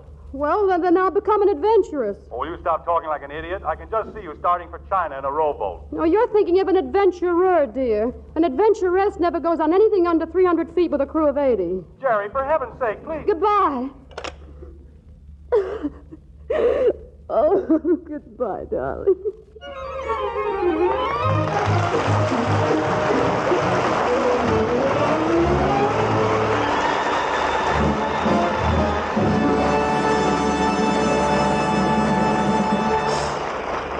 And so the curtain falls on...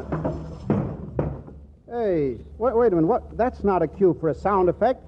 Sound man, come here, please. Yeah, what do you want? Well, I'm Harold Lloyd. I know your sister, Celluloid.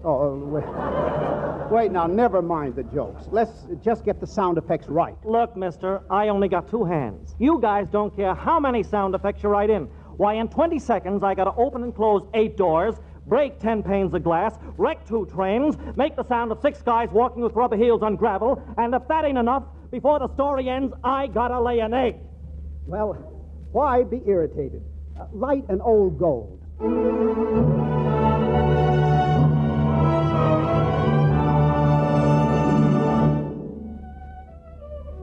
So, Jerry Jeffers, you went to Palm Beach.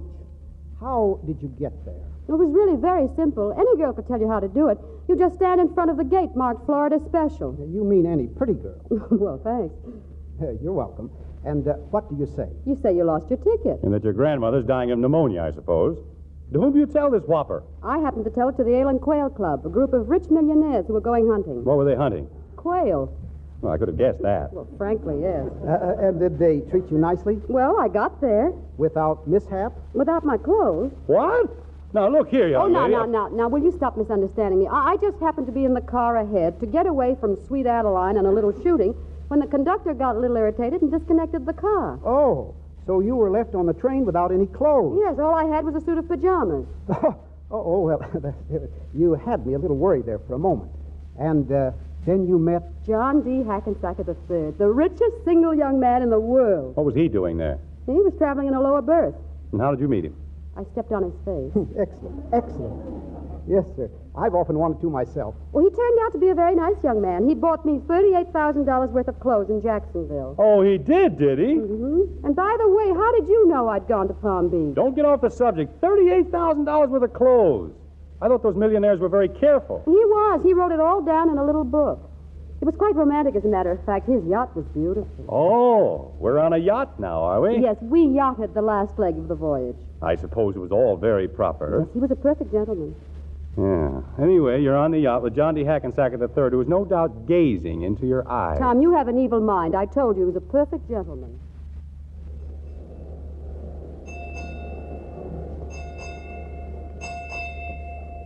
Do you write everything you spend in that little book, Mr. Hackensack? Well, it isn't really as bad as it looks. It's just something I learned in childhood. It pleased my grandfather. I write it all down, but I never add it up. Oh. You know yachts are very dull. Yes, I can see what you mean. They are less dull, however, with you aboard. Well, thank you, Mr. Hackensack. Please don't misconstrue what I said. I assure you that I didn't mean anything in any way out of the way. Oh, I trust you, Mr. Hackensack. Your trust is not misplaced, Miss Jeffers, Mrs. Geraldine Jeffers. Oh, yes, what a beautiful name. You have left your husband, I take it? That's right. You know, I really don't approve of divorce. Oh, well, isn't the Princess Centimiglia your sister? I was afraid you'd bring that up. Hasn't she been divorced 5 times? No, thrice. She was annulled twice. Oh, I'm sorry. Did he beat you? Who? The brute you were married to. Not often. No. A drunkard, I presume. Not a congenital one or anything like that. Are you going to marry again or give up the whole distasteful idea? Oh, I might weaken again if I found the right man. I see. And what would he be like? Well, just somebody who was reasonably well-to-do so that I could give Tom the $99,000 he needs for his airport. You see, after all, he fed me and clothed me and was very sweet to me. When he wasn't beating you? Huh? Oh, he didn't beat me very hard, just normally. And if I could give him a sort of going-away present, I'd feel better about the whole thing. I see. I'm not quite sure that you do, but... You're protecting this man again. What? He wishes to sell you for $99,000. What? The man is a vermin. Of all the filthy things I've ever heard of, he should be incarcerated. No court of law would even... How does he want it? In cash, I think, would be nice. So I won't stop the check. I understand. There is a name for such reptiles. Oh, I don't think he'll ever get it. It was just a kind of an idea. No, but I'll not sully the sweet ocean breeze by mentioning it. I'm not in the best of shape, but if I ever meet this Mr. $99,000 Jeffers, I'll thrash him within an inch of his life. Well, then I hope you'll never meet him. I suppose he's large. Well, he isn't small. Ah, this is one of the tragedies of this life. The men most in need of beating up are always enormous.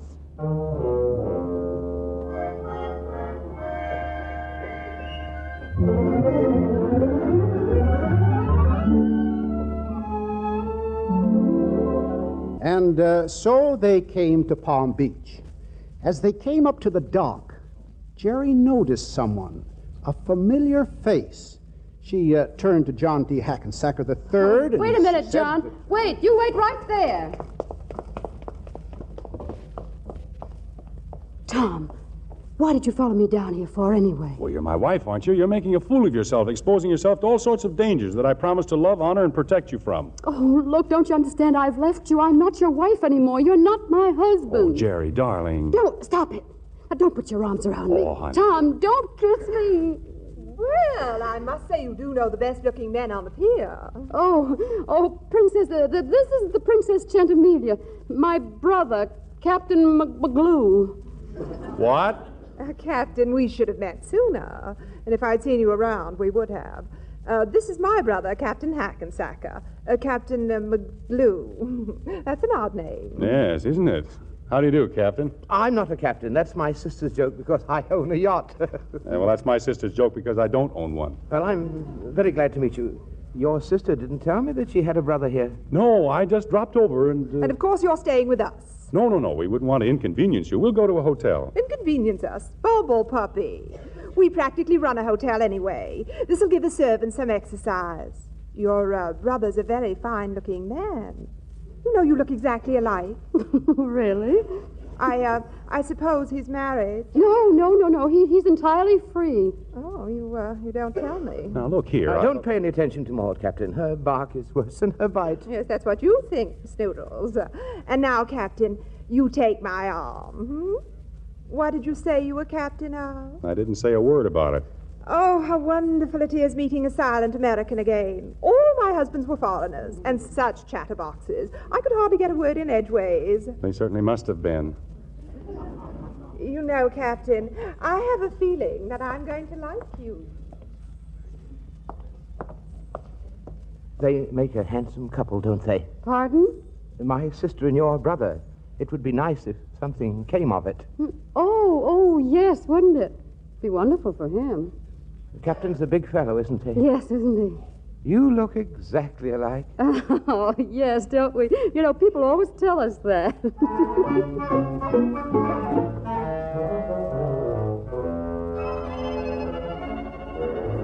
I am not grousing. You are too, I am not. I'm being very reasonable. I merely want to know why the Captain McGlue of all the idiotic names. Because I want him to finance your invention for you. He seems to have something against my husband, but as my brother... I wouldn't allow him to finance a pack of gum for me. I still would like to know why I'm to be called Captain McGlue. Wasn't that your mother's name? What, Captain McGlue? Oh, really, Geraldine, her name was McGrew. Oh, well, I'm sorry, darling. I remembered it as McGlue. Well, what am I supposed to be captain of? A garbage scow? Couldn't you have been a captain in the last war? Sure, I was 11 years old at the finish. What about the Boy Scouts? Wonderful. I could go around building bonfires on the drawing room carpet. Oh, I'm sorry, darling. I really meant it for the best. Well, I suppose you did, but why did you ever do it in the first place? Because you had your arms around me. I suppose this Captain Hackensacker, this Snoodles, ever put his arms around you? Of course not. Then yachts must have changed since the last time I was on one. That's what they build yachts for. Now, just a minute. What about your friend, the princess, that you're cutting such a groove with? Princess? And how did you get down here? I flew. Well, where'd you get the money? Same place you did. The cute little old man? Yeah, well, he isn't cute. He has a wart on the side of his nose. So he came back. Yeah, he rented the apartment next door and came to see you. He wants us to get together again. Look, Jerry, don't you think we owe it to him? Just let me go out and poke Snoodles in the nose, just once. Yes? Excuse me for popping in. Mac, did you happen to bring a tuxedo with you? I did not. That's too bad. In a pinch, you can wear one of mine. I won't be here that long. Oh, that's too bad, old man. I wanted to get to know you better. However, I'm very glad that you showed up just when you did. So am I. Good. I needed a male member of Jerry's family. Well, you have him. Fine. Now, I have a certain thought. I have a certain thought also, and it's that bracelet you gave her. Mac? I'm very glad you brought that up. Mac is delighted with it, Snoodles. He shouldn't be. He isn't. Oh, Fine. look, The first bracelet that my sister got, I punched the fellow right in the nose. I can see we understand each other perfectly. Look, if I could trust you boys not to slug each other, I'd like to make an exit right about here. I feel like a bone between two dogs. Oh, we're going to get along all right together. You see, Mac, Geraldine's future and this little plan I have, which I had better discuss with you before springing it on her. Well, that's mighty decent of you, Snoodles. You think so, really? That would have delighted Grandfather. He always thought me something of an ass. Bright old boy, wasn't he? Oh, very, very. Look, I think I'll be running along. Good. I have so much to say to your brother. And you have a lot to listen to. And I have so much to say to you at the dance tonight. Darling. Well, toodaloo. Pip, pip.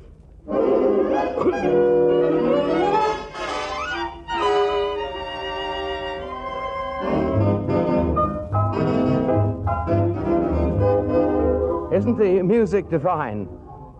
I'm dancing on clouds. Oh, you have a nice little voice. Oh, thank you. I used to sing in college. With a mandolin?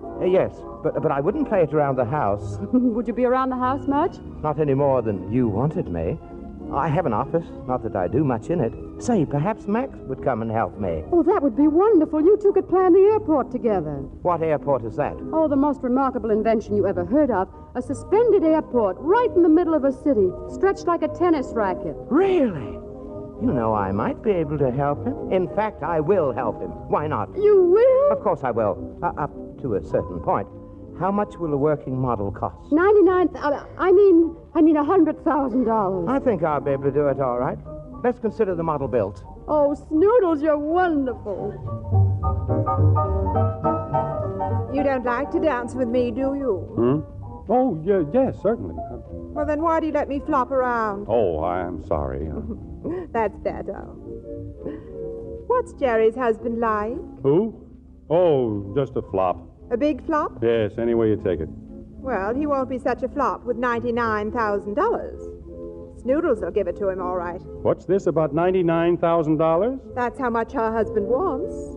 You mean before he'll give her a divorce? Oh, I love you like this, with lightning flashing out of your eyes. Did she tell you that story? Why should we talk about that heel when you're here? Did she tell you that? The big muscle in your arm contracted and squeezed me deliciously. Do it again. Now listen, No, you listen to me. I've got so many sweet things to say to you. You know, Geraldine, I've never been so happy before in my life. You freed me of a certain timidity from which I've always suffered. And now with you and Mac in the airport, I can see great days ahead, full of fun and everything. I'm sure of it, Snoodles. By the way, I have a little surprise for you later tonight, so don't be surprised. Well, what is it? Well, if I told you what it is, then you wouldn't be surprised anymore. Well, I wouldn't do anything too surprising if I were you, Snoodles. You never can tell how those things are going to turn out. I'm persuaded you'll be delighted. I certainly hope I will be. Yes, if you'll just leave your window open onto the balcony. Why, Snoodles! Oh, no, it's not what you think, really. When I climb, I get dizzy.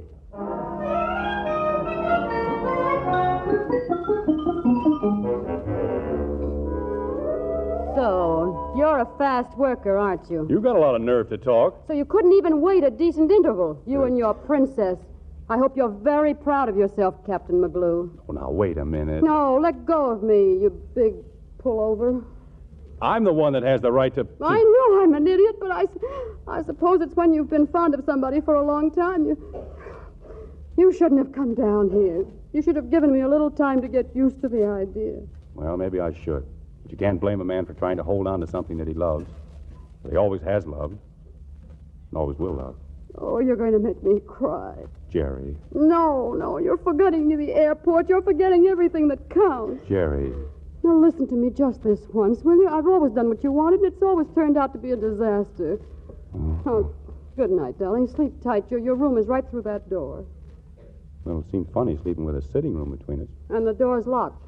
Yeah, you don't have to worry about that. Well, nevertheless. Good night, dear. Well, what are you waiting for? Well, don't you kiss your brother good night? I don't know. I never had a brother. Well, you have one now. Oh, don't be silly.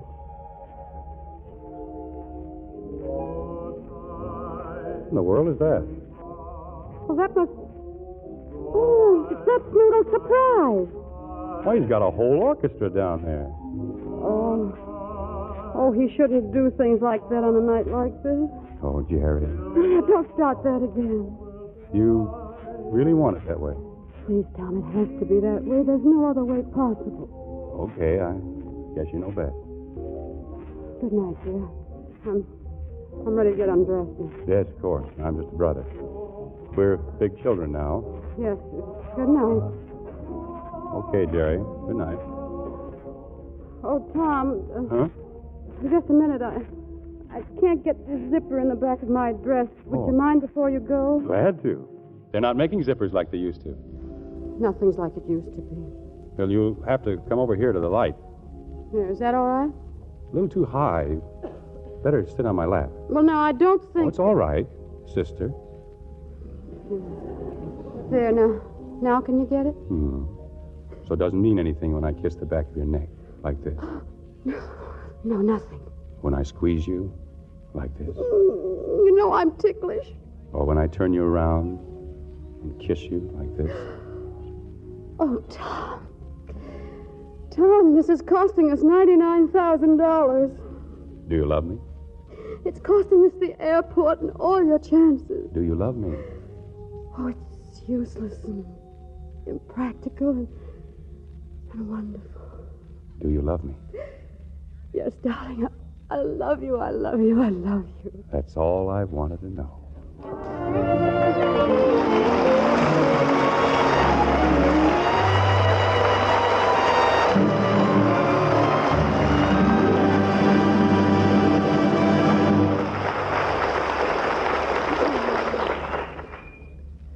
Claudette, Bob, that was wonderful. It's a great story. But, look, you haven't told the audience what happened to John D. Hackensacker III. Oh, he married my twin sister. And the princess. She married my twin brother. Well, that sounds simple, I think. But, look, with all these twins running around, are you sure that you were married to the right partner? Of course we're sure. Or are we? Huh?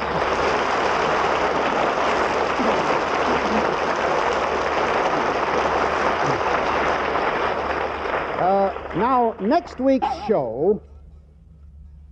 something wrong, Carl? Something? Everything's gone wrong today. My first violinist has broken his second string for the third time.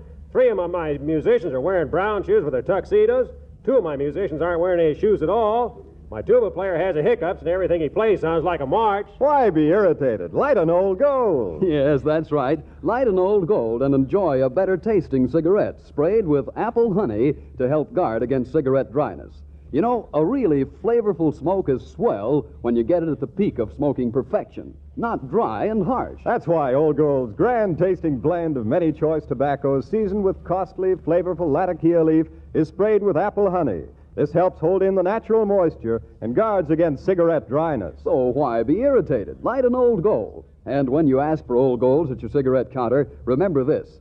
They've not only tripled in popularity, billions of them are going to the men and women overseas. So if your dealer says, "Sorry, we're out of Old Gold," don't be irritated. Just keep on asking till he says, "Old Gold? Sure, we've got some today." Yes, we're sincerely sorry there aren't enough Old Golds to go around. But please be patient, and we'll keep on doing our very best to get them to you.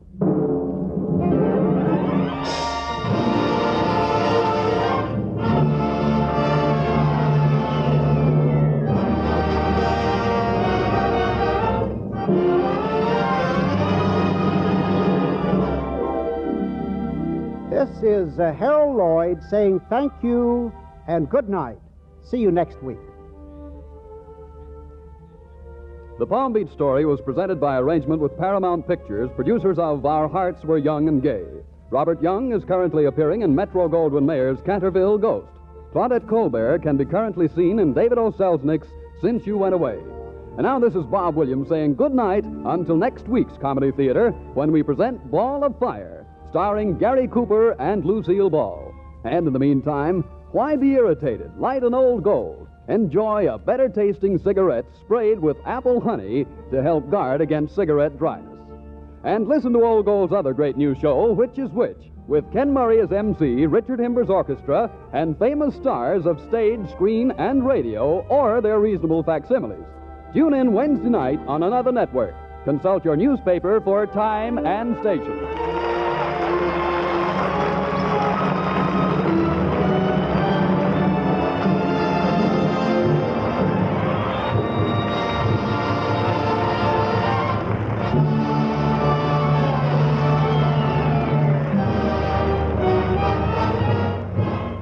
This is the National Broadcasting Company.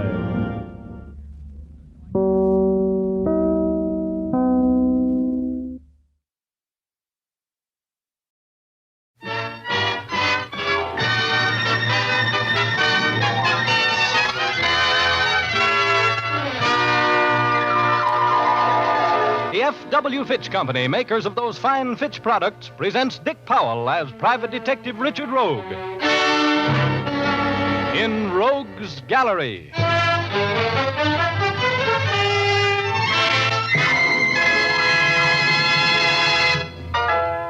Rogue speaking.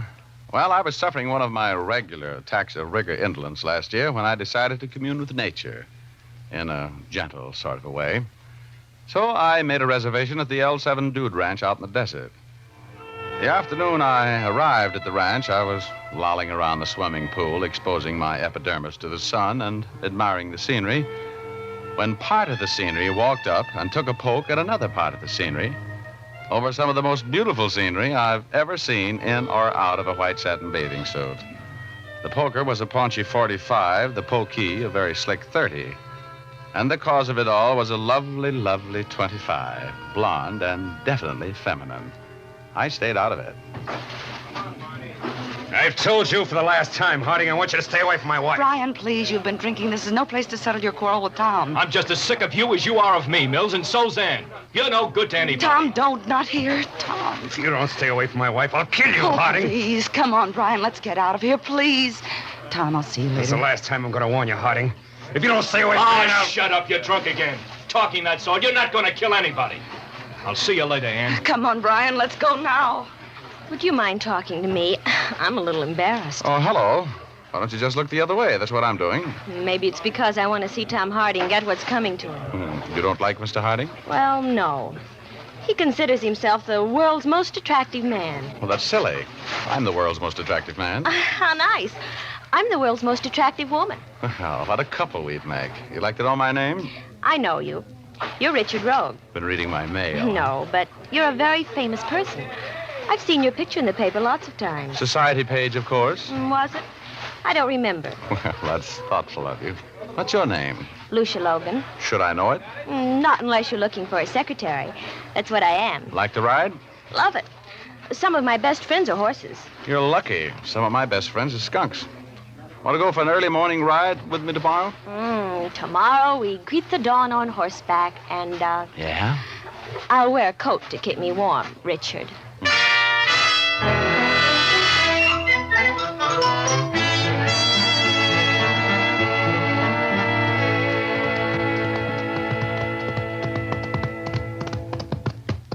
You know, Lucia, darling, this scene brings out the Gene Autry in me. Yes, sir. If I had my guitar, I'd sing for you, so help me. Oh, bury me not on the lone prairie. Yeah, this is for me, baby. Yep, someday I'm going to save enough money to buy me a ranch out here, and then I'm through with the crowded city. Yep.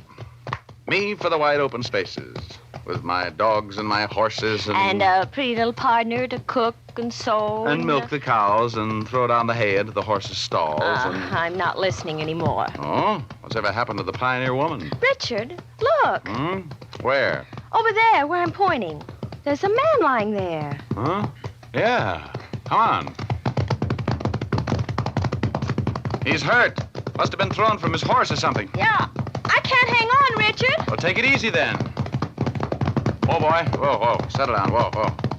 Oh. Oh, no. This couldn't happen to me.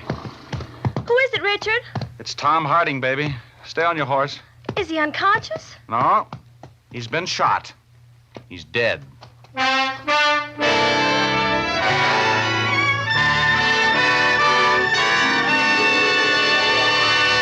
I'll be back in a moment to tell you the rest of the story of Blood on the Sand, but first here's Jim Doyle, the man from the Fitch Company, who's going to give you men a shaving tip you can't afford to skip. That's right, Dick. I want to tip you men off to the grandest, smoothest shave you've had in a long time. It's the kind of shave you can have all the time when you use Fitch's No Brush shaving cream. You see, Fitch's No Brush contains not one, but 3 important shaving ingredients. These 3 ingredients are blended together in a smooth, rich cream that lubricates your face instantly and prepares it for the shave. Your razor will fairly sail along over those whiskers, cutting them close and clean without nicking or scraping. It's easier on your face, easier on your razor blades, too. When you've finished, your face will have a cool, refreshed feeling that lingers for hours. No fooling, fellas, for a really solid comfort shave.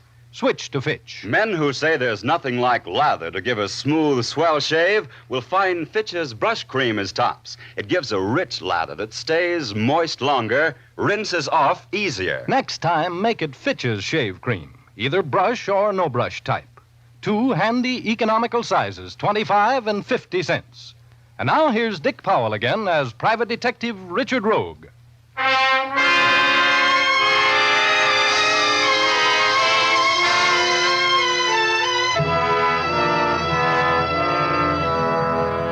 As I was saying, before Jim Doyle put in that pitch for Fitch, when the great outdoors called me down to the L7 Dude Ranch on the desert for a 2-week vacation, I didn't expect to meet a dream girl like Lucia Logan. And I didn't expect to hear a writer, Brian Mills, threaten to kill his friend, Tom Harding, if he didn't stay away from his wife, Ann. And I didn't expect to make a discovery which Lucia and I made on a sunrise horseback ride the next morning. We were just riding along, enjoying the dawn, when we saw the body of a man lying on the floor of the desert. I reached the body first. Who is it, Richard? It's Tom Harding, baby. Stay on your horse. Is he unconscious? No, he's been shot. He's dead. Oh, Richard. He was murdered, and there's no gun here. Oh, why do things like this always happen to me? Oh, Richard. Let's get back to the ranch. I'm scared. There's nothing to be scared of. The guy's dead. But whoever shot him might still be around here, Richard. Whoever shot him never was around here, baby. There's not a footprint in sight. And he was shot from long range, if I'm any good at my business. But it's just getting light. You remember last night, baby? Remember the moonlight? It didn't even take good shooting to kill this guy.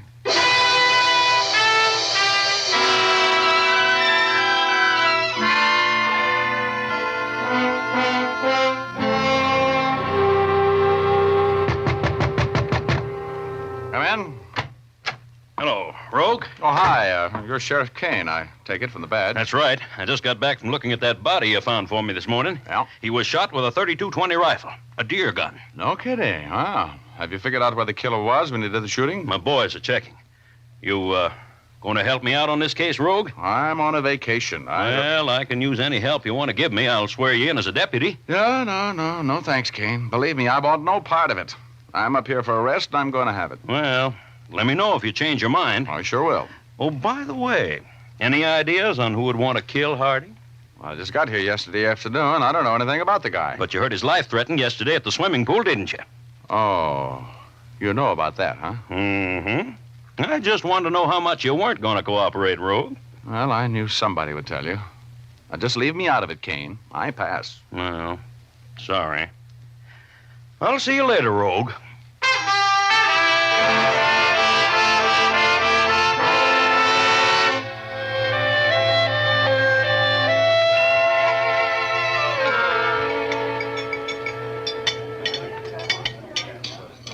You mind if I sit here with you for dinner, Richard? Well, hello.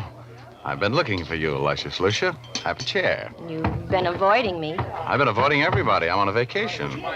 I don't want to get mixed up in that murder. You know, everybody thinks Mr. Mills did it. What do you mean, everybody thinks so? Well, I think so. He threatened to kill Tom. You heard him. Well, how about Mrs. Mills? She was having trouble with Harding, too, wasn't she? Yes, but I still think it was that drunken husband of hers. Oh, you do, huh? Yeah. You want a tip from me, baby? What? Don't be going around having hunches about murders, and if you have them, shut up about them. Stay out of it. Well, the sheriff won't let anybody leave the ranch. You came here for a week, didn't you? How about a ride in the morning? We didn't get very far with that one this morning, did we? Mr. Rogue? Yeah? Oh, hello, Mills. Could I see you for a moment, Mr. Rogue? Well, I'd like to eat my dinner if they ever serve it. Oh, perhaps later, huh? Well, what do you want to see me about, Mills? In your professional capacity, Mr. Rogue. I'm not in my professional capacity. Could I drop by your cabin later this evening? Well, sure, if you can walk that far, I'll be there. Thank you. My goodness, you're popular. Just like being with a movie star. Yeah. So how about that horseback ride in the morning? Want to try it again? I'd love to. Such exciting things happen when I go for rides with you.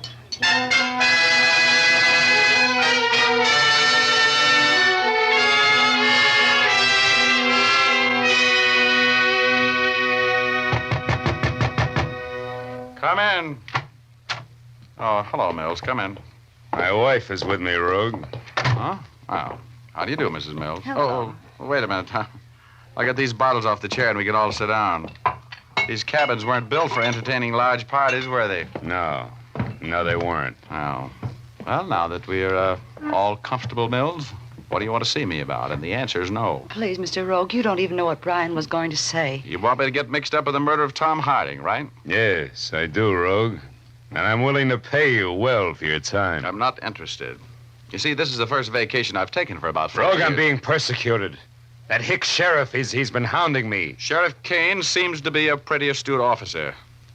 Did you kill Harding, Mills? No, he didn't. He was with me all that evening, all that night. I told the sheriff that. Brian was never out of my sight. My wife can give me a perfect alibi, Rogue. I'm not the sort of man who kills people, and I'm not going to be hounded by a country sheriff. Look, Mills, I'm sorry if you're being hounded, but I'm on a vacation, so I don't want... You must protect my husband, Mr. Rogue. He's not a murderer.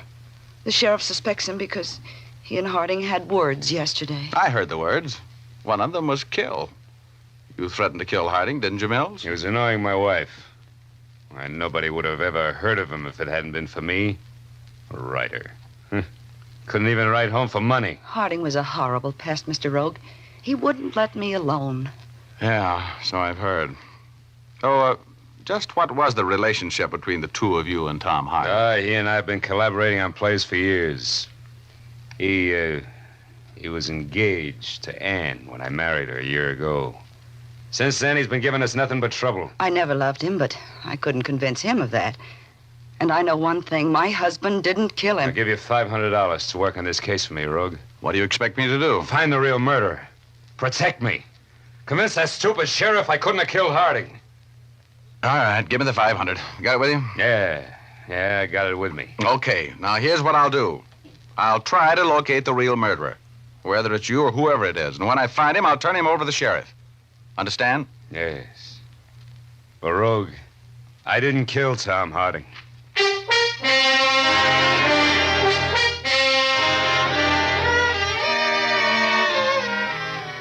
I don't know what it is about money that frays my immoral fiber, but when the man handed me those nice, crisp $100 bills, all my bad intentions about enjoying my vacation disappeared like friends when I'm broke.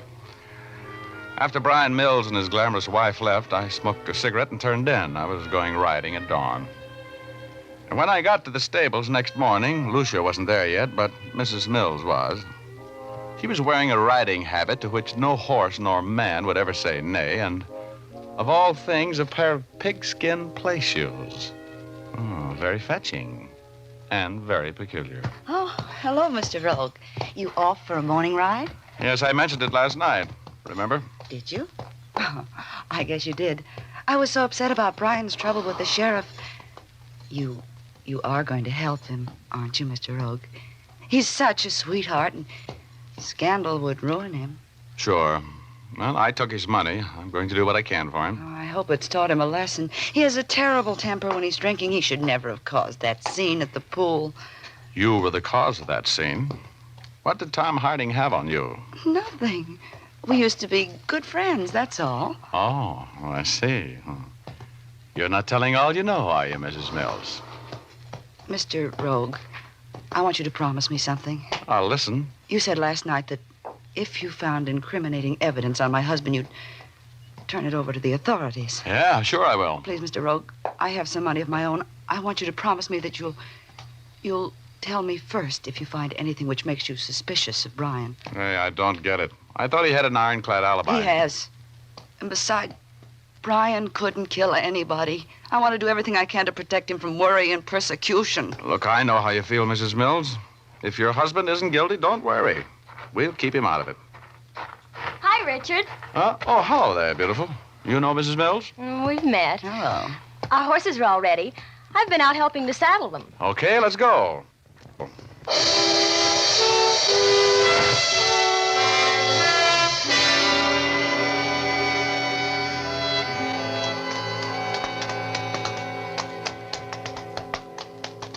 I don't like this, Richard.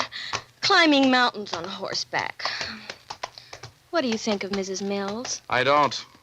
There's a method to my madness, baby. I'm a working man today. You are? Who are you working for? Secret. You've decided to get mixed up in that murder, haven't you? Yep, something nice happened to me. That's what we're doing here at the spot where we located that body. I was sighting in on this pile of rocks. Are you being mysterious? No, not especially. Today I'm being a detective. You see, Angel, Harding was shot with a deer gun. Everybody knows that. I'm no detective, and I know that. Okay, but do you know enough to figure out where the shot came from? By the way the body fell? I don't even care. I came out for a horseback ride, and I want to enjoy it. This is no fun, walking a horse up the side of a mountain. Well, we haven't far to go. Just stay with me a little longer. And to think I turned down a date with that nice-looking blonde boy from San Francisco this morning. Oh, look, are you going to stop beefing? Oh, boy. Why are you stopping, Richard? Oh, I just want to look around here a little bit. Oh, boy. What are you looking for? I'm prospecting for lead, maybe with a copper jacket. Come on, we're walking from here. Oh, no.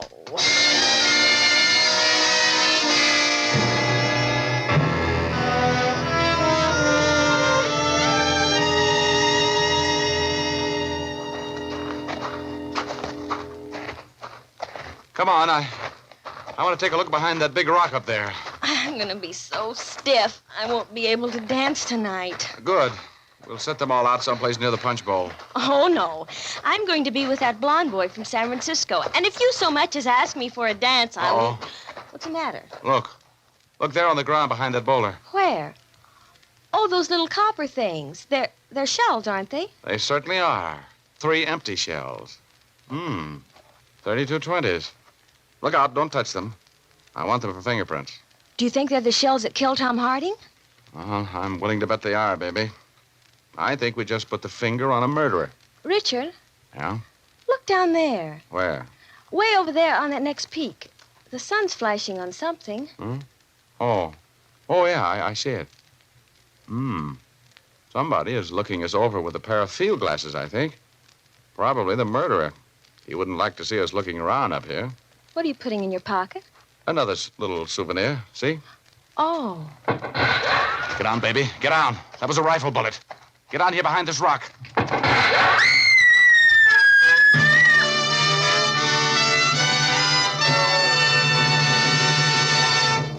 Our story will continue in just a moment. But first, I'd like to remind you that the holiday season coming up will be the gayest in years, with peace on earth at last a reality. You ladies will undoubtedly want to keep in the spirit of things by accentuating your costumes and hairstyles with gay, sparkling jewelry so popular now. But remember, dull, drab-looking hair is not the kind of background you want for your jeweled hair accessories. Try using Fitch's saponified coconut oil shampoo to give your hair luster and a jewel-like sparkle. Fitch's saponified shampoo is made from mild coconut and pure vegetable oils, so it won't dry your hair. Even immediately after washing, your hair will be soft and shining, easy to set into your favorite holiday hairstyle. Using Fitch's saponified shampoo will take only a few minutes from your busy day, too. Just a little shampoo makes mountains of fluffy, fragrant lather. And since Fitch's saponified shampoo contains its own patented rinsing agent, you won't have to bother with a special after rinse. To keep your hair looking radiantly lovely at its holiday best, use Fitch's saponified coconut oil shampoo.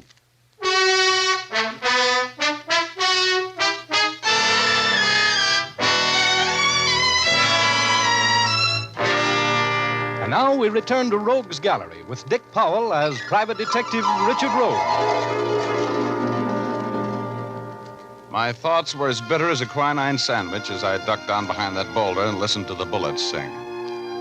With the whole world to get killed in, why did Tom Harding have to pick out a dude ranch where I was sweating out a vacation?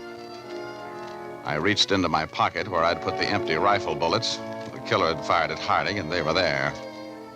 I felt in my back pocket, and the other clue I'd found was safe. I tried to pull Lucia down beside me just as I heard another bullet sing. Lucia screamed, and my heart did a handspring in my throat. Oh, I'm shot. Richard, oh, why did I ever come with you? Where did you get it? Where'd you get it? Let me see. Right here, in the shoulder. Well, get your hand away from there. Oh, you're not shot, youngster. You're not even bleeding. I'm not? Well, no. You must have just been hit with a chip of a rock or something, that's all. Now, come on, let's get out of here. Stay low now.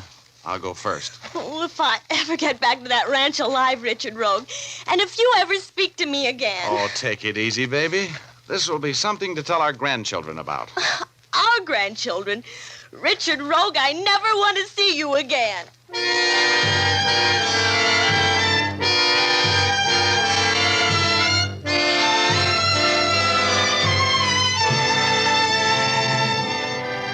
We got back to our horses and got back to the ranch house all right.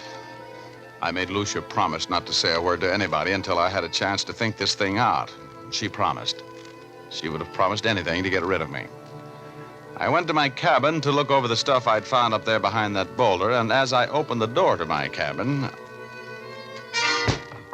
Ooh, I got it. Right behind the ear, as usual.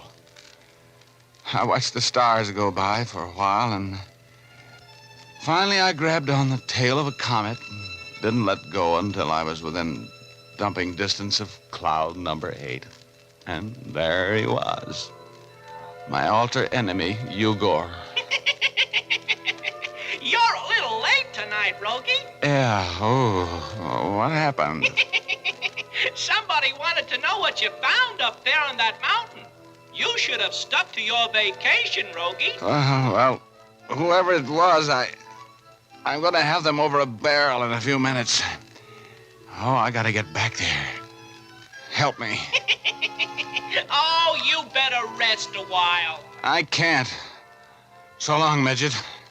See you next week. So long, Rogie.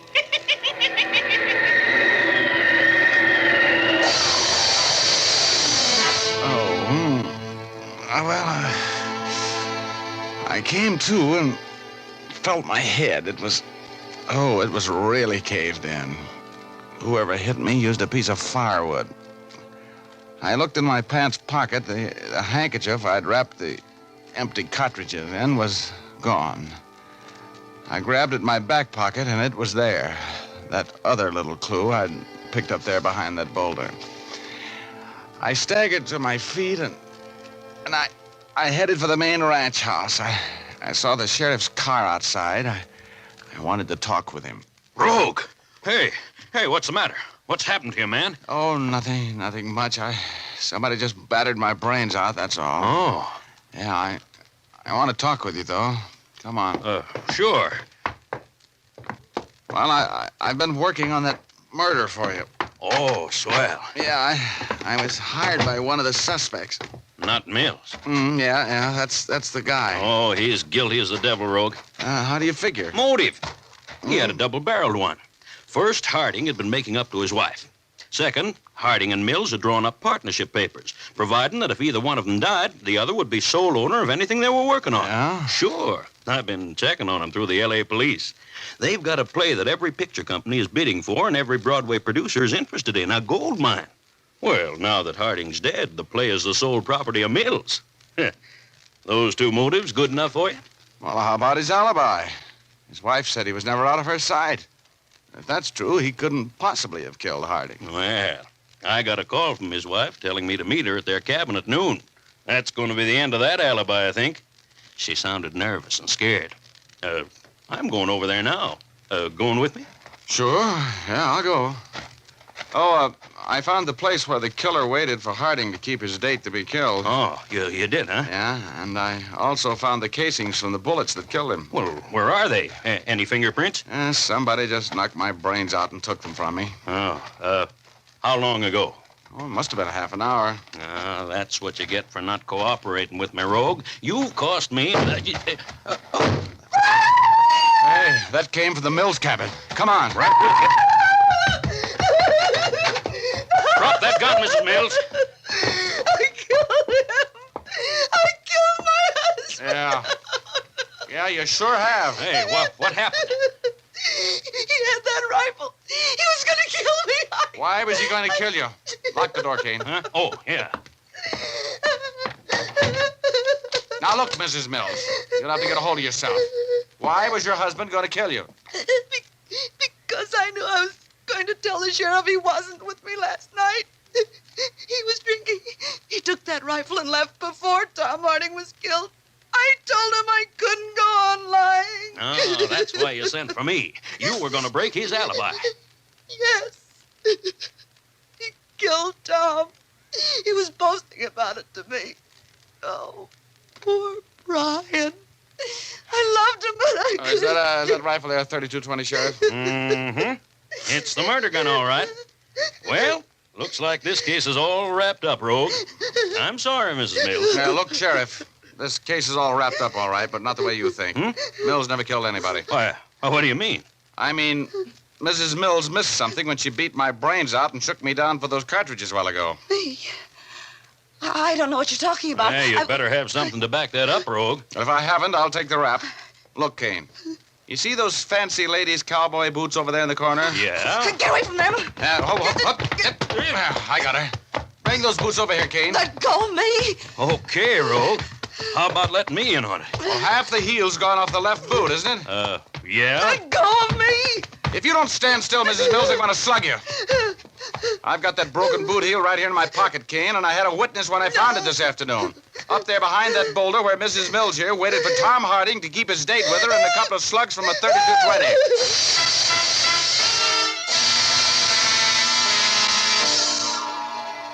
Well, that's the end of the story. Mrs. Mills didn't want her husband, and she didn't want her old boyfriend. She just wanted to own that play everybody was fighting for. So when her husband threatened her boyfriend, she went into action. She invited Tom Harding to a rendezvous on the desert and shot him to death. And then when her husband was suspected of the crime, she gave him an alibi so she could kill him later and swear it was self-defense. She would have gotten away with it, too, if it hadn't been for that half of boot heel. The minute I saw it lying there behind that boulder, I thought of her Western riding habit that morning and the pigskin play shoes. That started my massive intellect to work. And, of course, when that happened, that was all. I also remembered the faint odor of her expensive perfume just before that log knocked my brains out. And, well, after the excitement was over and I had combed the lump out of my hair, I went over to see Luscious Lucia. Oh, you. Oh, hello, dear. I just thought I'd drop over. I told you I never wanted to see you again. Oh, well, she was a little on the chubby side anyway. You know what I mean?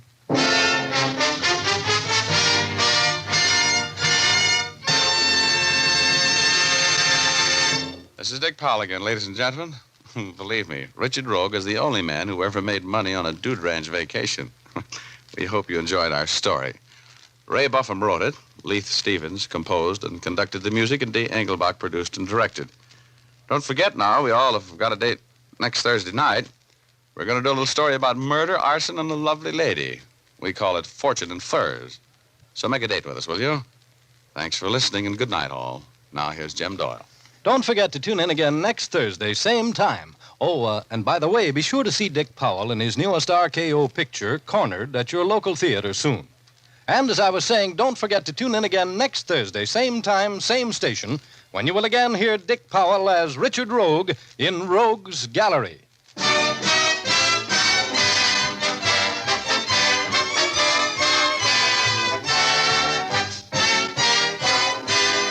Remember, if dandruff is your problem, ask for Fitch's Dandruff Remover Shampoo. Removes dandruff the first time it is used. Fitch's Dandruff Remover Shampoo is the only shampoo whose guarantee to remove dandruff is backed by one of the world's largest insurance companies. This statement can be made by no other shampoo. Ask for Fitch's Dandruff Remover Shampoo at your drug or toilet goods counter, barber, or beauty shop. Fitch is spelled F-I-T-C-H.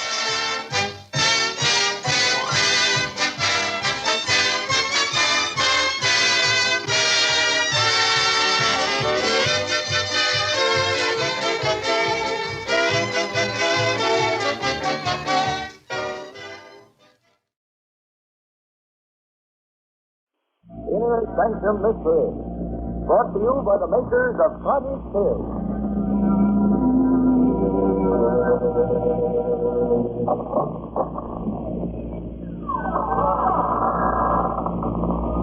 Good evening, friends. I'm Raymond, your host. Remember? Won't you come into our inner sanctum?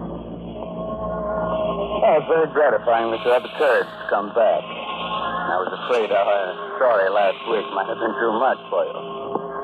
But, since it wasn't, suppose we see what you think of tonight's tale. The story of a strange, weird voyage that makes the ancient mariner look like one of the Rover boys.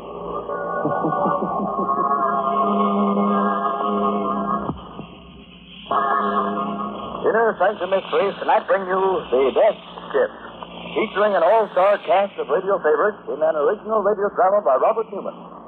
Presented for your entertainment by the makers of Carter's Little Liver Pills, the best friend to your sunny disposition.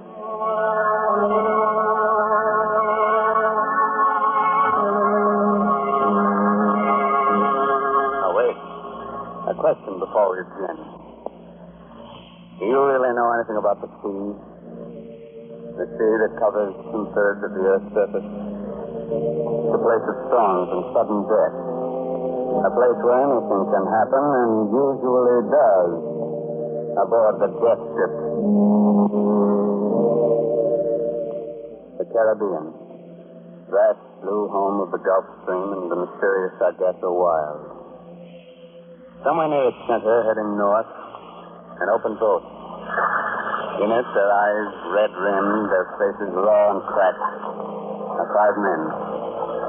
One of them glances astern. There, trailing them, is the menacing, triangular black skin. Captain Pike. Aye? What is it, Parker? He's back. He's following us again. Where? That shark.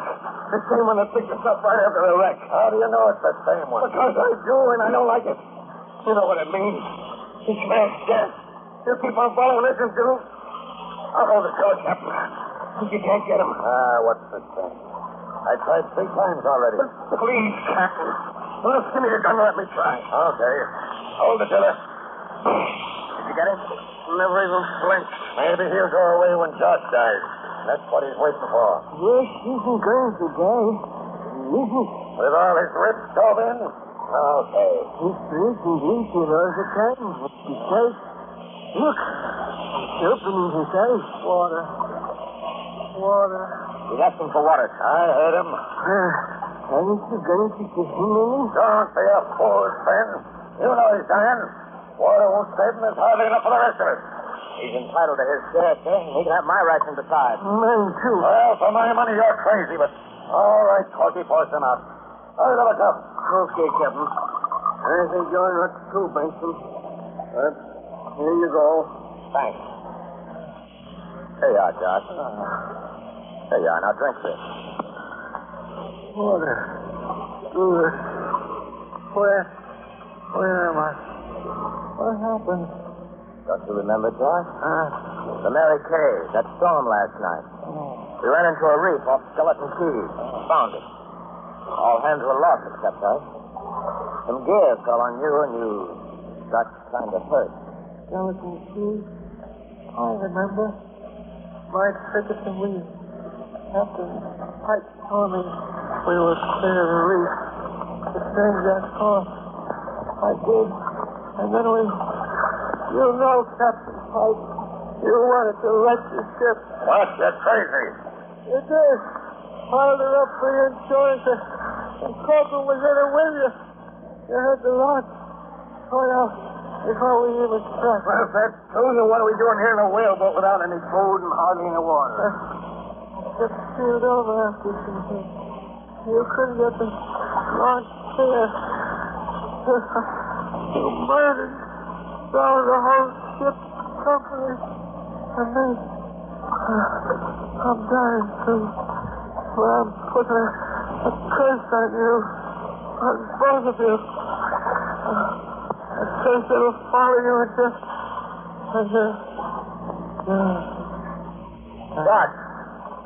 Josh! Poor Josh. He's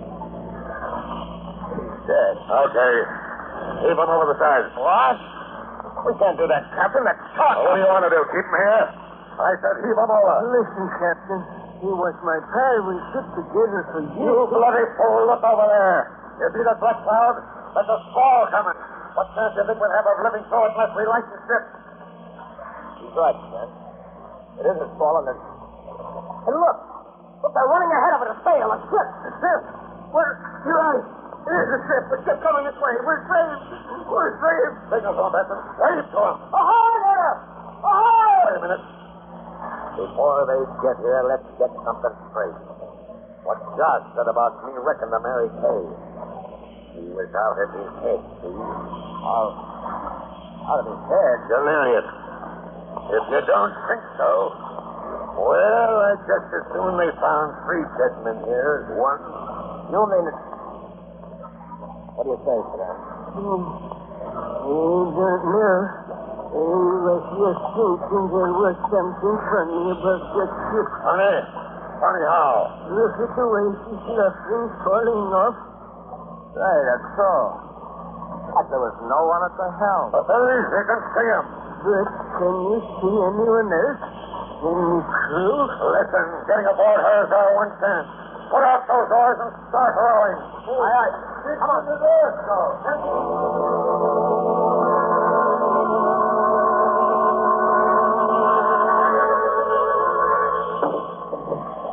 Robert, counter and hold on. Now, grab on board. What about Josh, sir? In the whaleboat. Leave him in it to cast to the drift. I guess that's better than letting the sharks get him. Okay, Spence. All right. So long, York. Now, let's look around here. That man at the helm first. Well, maybe he's drunk. So blind drunk he didn't see us. Maybe the rest of the crew's below and... Holy smoke. Drunk. He's dead. Right to the wheel. But what killed him? Look at that look on his face. Burned blank like he'd been scorched by hellfire. Ahoy, below there! Ahoy! Anyone about? There's no one below. There's no one on board but us and him. How do you know? Yes, you. This is a death ship. A what? You heard of him. Every sailor has. Ships wandering around the sea, drifting into port without a soul on board and no way of telling where the crew went or why. It's a death ship. And they don't like it. You don't. You'd rather be out in a whaleboat, I suppose. Why, with this squall coming up it's here. Take the wheel, Spence. Cut that body loose and heave it overboard. You orders. Up moving to the east of the racetrack. Up now.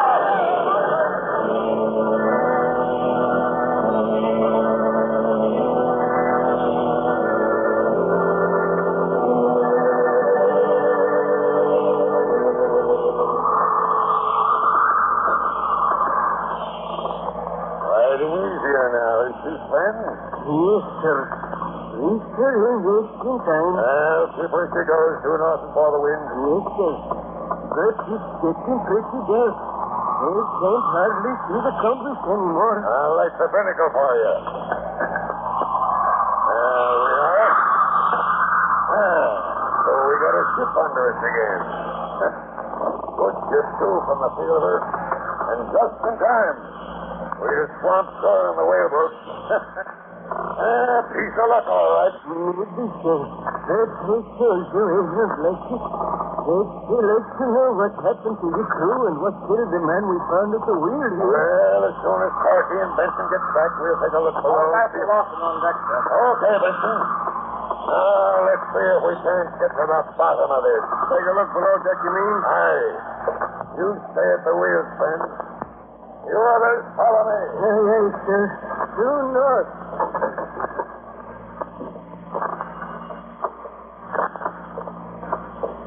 Get the gun ready, Captain? I have. No one in here. Ahoy! Anyone around? You suppose she sprang the leak and they thought she was sinking? Abandoned her? I doubt it. He don't ride as if she was waterlogged. What about a plague, sir? The whole crew dying off. It might be. You look in this cabin here. Aye. Well, looks like it must have been the captain. Aye. Everything's shipshape here, too. Bunk made up. Hey, what's that? There, against the wall. The sea chest, old one. Old? That chest was old before you were born. Look at the ironwork, the rust on it. Where do you suppose it's in it? Well, now we'll soon see. Holy jumping the artifact. Gold! Bars of it! Jewels, pearls as big as marble. Pirate treasure! Or maybe old Spanish treasure. Look at it! Look at it! We're rich! We're rich! I'm going to Barb and tell Stone. It can't leave the wheel. What's this? Down in the captain's cabin, a big chest full of gold and jewels and treasure. That's so. Don't you understand? We're rich. Rich. Stan, what is it? I don't know. At least, but look, twice up here. Captain. Okay. I don't know what's come over you, but I'll... Captain Price, is this on topside for a minute? Aye, coming up. Well, so you don't like this ship, eh, Ben? Did he tell you what we found? He told me, and it doesn't make me like it any better. What do you mean? You've been to sea for a good many years, Captain. Yes, like I have. But have you ever heard of anything like this happening before? Like what? Fellas get wrecked, dressed around for a day and a night, and out from boat, run into a ship without anyone on it, and then discover it's got treasure aboard. Hey, what are you driving at? It happened, didn't it? Did it? Couple of minutes ago, they saw something up the port bow there. Saw something? What? It was too dark to be sure, but it looked to me like a whaleboat with 5 men in it. And somehow, I got the feeling that those 5 men were us. What? Yes, Tom. They don't think we're really here on board this ship at all. They only think we are. We're really still out there, tossing around in the whaleboat. At least, our bodies are. And then they got a hunch that we're all dead.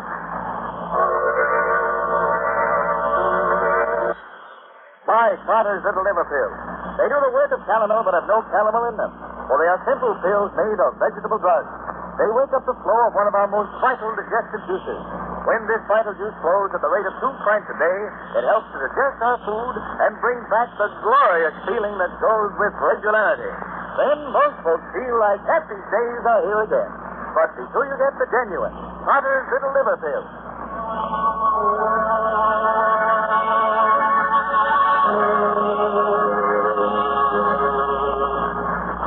Well, you want to go back to sea again on the death ship? Very well. But if our course from now on is one that's never been sailed before, don't blame me. It's just a moment later now. The 3 men are still standing in the stern of the death ship. It scuds north through the darkness. Old Train at the helm, Captain Pike, calm Benson staring at it. Yes. You think we're all dead?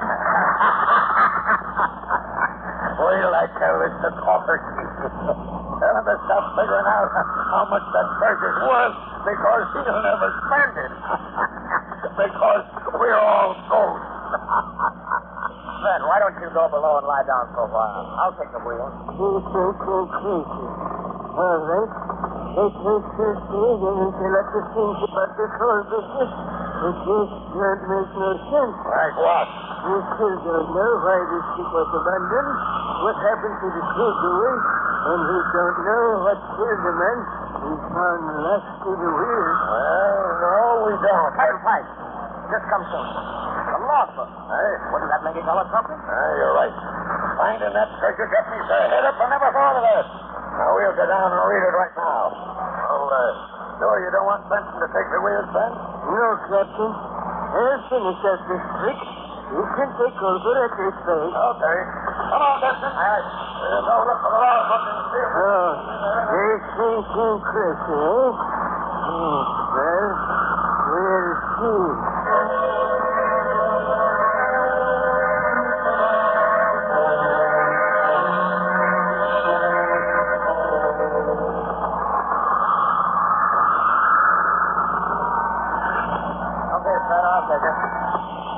Due north, huh? Yes. Well, did you find out anything from the log? That sure did. What a yarn. I'm listening. Spin it. Well, it says that this ship here belongs to a man named Calvert, a yachtsman. He was snooping around a bookshop one day, and he came across an old book written by a Don, a Spaniard, a couple of 100 years ago. It was all about a galleon, a treasure ship that went down around these parts. Storm? Partly. Calvert fitted out this ship, came down here to look for the treasure. They found it all right, but as soon as they started home, funny things began to happen. Funny things? Yeah. See, the crew tried to break in and get Calvert's guns, and he had to shoot him. He shot another one when the guy went for him with a marlin spike. Then he realized he'd have to do something drastic. So he and his mate dumped the last 5 men into the whaleboat and set them adrift. That left just the 2 of them, Calvert and the mate. And then? Well, the last entry was made day before yesterday. At least there's the beginning of an entry, but it trails off into a blot. He makes sure Calvert. It must have been him we found right to the wheel. But we still don't know who or what killed the mate. No. No, we don't.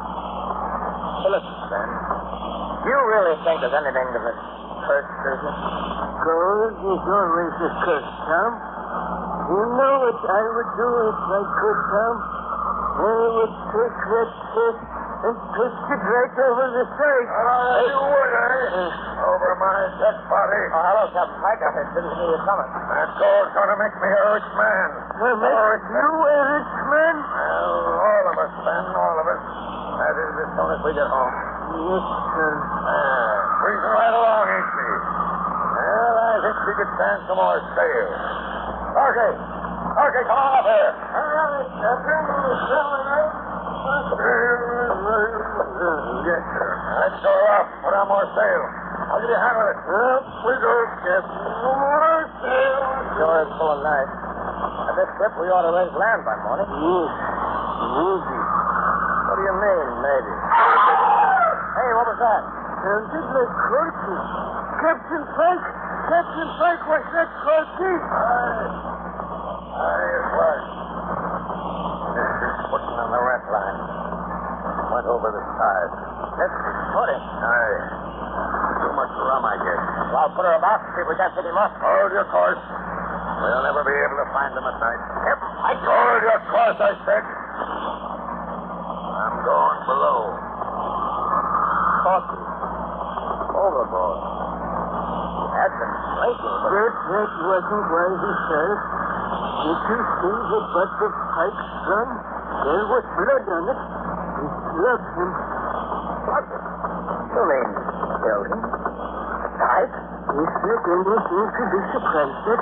Has he forgotten what Jack said before he died? That he left you marry Kay on purpose? I had forgotten. But if that's so, if he killed Corky, murdered him, then that's what he meant when he said he was going to be rich. Tom, we're going to be next. Yeah?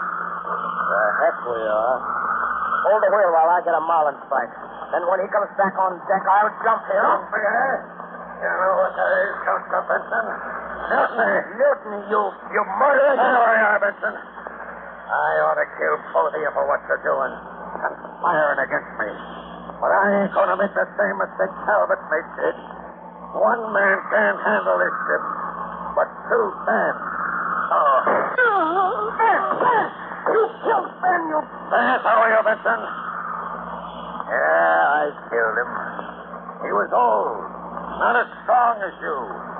Wouldn't have been as much use to me if I could stay at the wheel. And hold that course due north.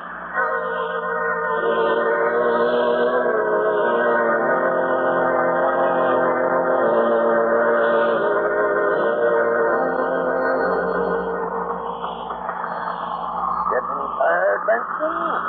No. Well, that's good. Won't be long now. Almost 3 bells. Sun will be coming up in a minute. When it does, I got a hunch we'll get a landfall. And then? What do you think? I don't think. I know. You'll kill me. Take her in by yourself. Smart boy, Benson. That's just what I'm going to do. The Dons couldn't get the gold home, neither could Talbot, but I can, and I'm going to. Look, there's the sun. And ahead off there, off the port bow, land. Yeah, land. Okay, Benson. Ready? Hey, what are you laughing at? You! Go ahead and shoot. You think you can hurt me? You can't. I can't. Have you forgotten that whaleboat with the 5 men in it that Sven saw last night? The 5 men he said were us? Have you forgotten what he said that meant? We're sailing due north. The sun should be rising on the starboard side in the east, shouldn't it? But it's not. It's coming out to larboard in the west. Sun rising in the west? Why, it can't be. And still it is. And that land ahead there, it's not the coast. Don't you recognize it? It's Skeleton Key where you wrecked the Mary Kay. There's what's left of her. Now, do you understand? You're dead. You've been dead for 2 days. Dead and doomed to sail a death ship in a circle through all eternity. No! No, I'm not dead. I'm not dead. Let me go. Stay up on here. He's going over the same. I'll pull the line, and when he comes up, we'll... Ben! He isn't going to come up. It's dark. And it looks like the same shark that followed us all day yesterday. Yeah. Well, that was smart work, Frank. I thought I saw you move once or twice. I had a hunch you weren't dead. Wasn't dead? Aren't we both dead? Heck no. Does that slug through your shoulder feel as if you were? Well, no, but you just said to Pike. A trick so I could get his gun. Trick? There ain't no trick about the sun. It is rising in the west instead of the east. No, it's not, Stan. As soon as I saw it, the whole thing came to me. You remember that body we found lashed to the wheel? The mate? You know what killed him? Lightning. Lightning? Yeah. Struck by lightning during the storm when the Mary Kay went down. Besides killing him, it polarized the compass. Reversed it so that the needle pointed south instead of north. That's why it looked like the sun was coming up on the wrong side. That's why we ended back here at Skeleton Key again. We were sailing south all the time instead of north. Well, that's that whaleboat. They did see a whaleboat with 5 men in it. Sure you did. And you know who they were. The men Talbot and his mate set adrift, so they wouldn't have to share the treasure with us. You know what we're going to do? We're going to pick them up and get them to help us sail this ship home. And the treasure? You said you didn't want any part of it. Well, I don't either. They found it, let them divvy it up. But we found this ship, didn't we? That's right. Diamond. It's ours now. Ours to do anything we like with. We're our own boss from here on in, then. And what more can a man want? Nothing, Tom. Nothing in the world.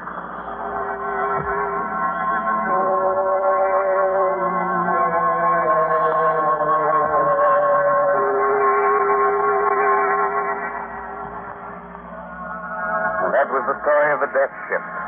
The ship that sailed the Caribbean with a treasure aboard her and a dead man at the helm. Pleasant little tale, wasn't it? Did it have enough corpses and sudden death in it to fit you? Oh, it didn't. Some people are never satisfied. It's a good thing they're not, Raymond, or there wouldn't have been any progress. Oh, you mean we'd have to get along without such things as the telephone, the airplane, the electric light, the radio, and Carter's little liver pill? Heaven forbid. Yes, Raymond, scores of people would hate to be without Carter's little liver pill. Because they've learned that a mean, cranky, sour disposition due to irregularity often takes a decided change for the better soon after they try these simple little pills made of vegetable drugs. Yes. Now, be sure to mention that Carter's little liver pills do this by increasing the flow of a very important digestive juice. That's right, folks. And the name, Carter's little liver pills, tells us where that vital juice comes from. So next time you don't feel good, try Carter's little liver pills. And see if you don't agree that they're the best friends to your sunny disposition. 25 cents at all drugstores.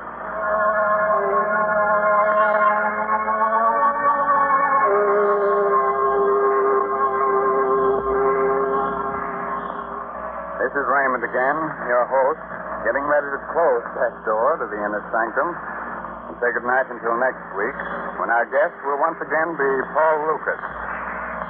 I hope you enjoyed our little story and that you got its moral. What moral? Oh, it had one, all right. All our stories have.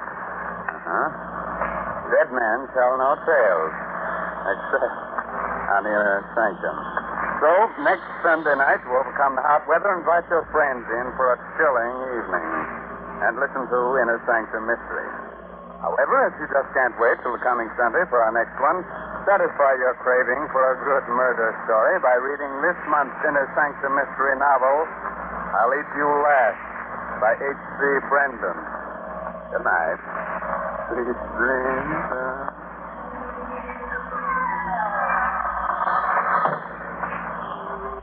Featured in tonight's cast were Arthur Vinton as Captain Pike, Byron McCormick as Tom, and Gilbert Mack as Fred. Original music by Lou White. Inner Sanctum Mysteries will be on the air again next Sunday evening, same station, same time, when we will again have the honor of bringing you the popular and gifted star of stage, screen, and radio, Mr. Paul Lucas. Be sure to listen in. This is Ed Hurley here reminding you, when you don't feel good, try Cotter's Little Liver Pill.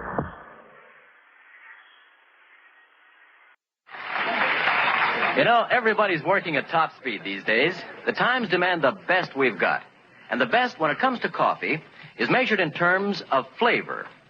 The demands we place upon coffee today are greater than ever before. Every cup must measure up. Every sip must hit the spot. Now, not only to fill its all-important place as part of a good meal, but for the boost fine coffee gives, the lift to help you get things done. And besides that, since the shortage makes rationing necessary, each cup should make up in excellence for the cups we don't get in between. Now, to fill the bill and more than fill it, get Chase and Sanborn coffee. You'll marvel that a single cup can hold so much delicious flavor.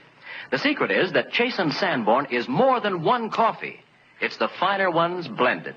And today, our experts are turning out the richest, most satisfying, most flavorful blend of our entire history. You want all the flavor you can get, so get all the flavor you can. Every time you part with a precious ration coupon, ask for Chase and Sanborn. Naturally, nowadays, with so many others buying Chase and Sanborn, too, your grocer may sometimes run out. If he should, please understand and cooperate. And the next time, be sure to ask again for Chase and Sanborn coffee.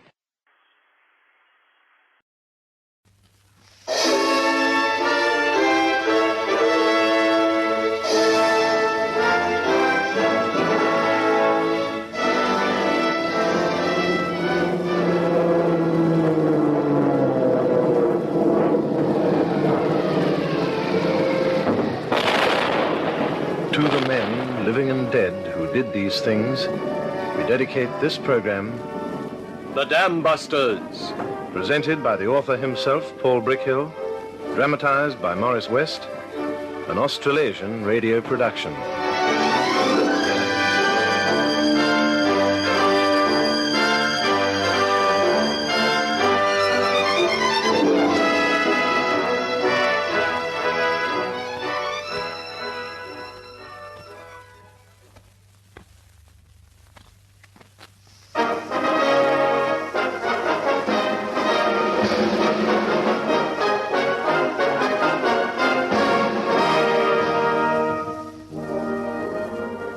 Good evening, this is Paul Brickhill. The night they smashed the Ruhr dams, 617 Squadron earned their title, the Dam Busters.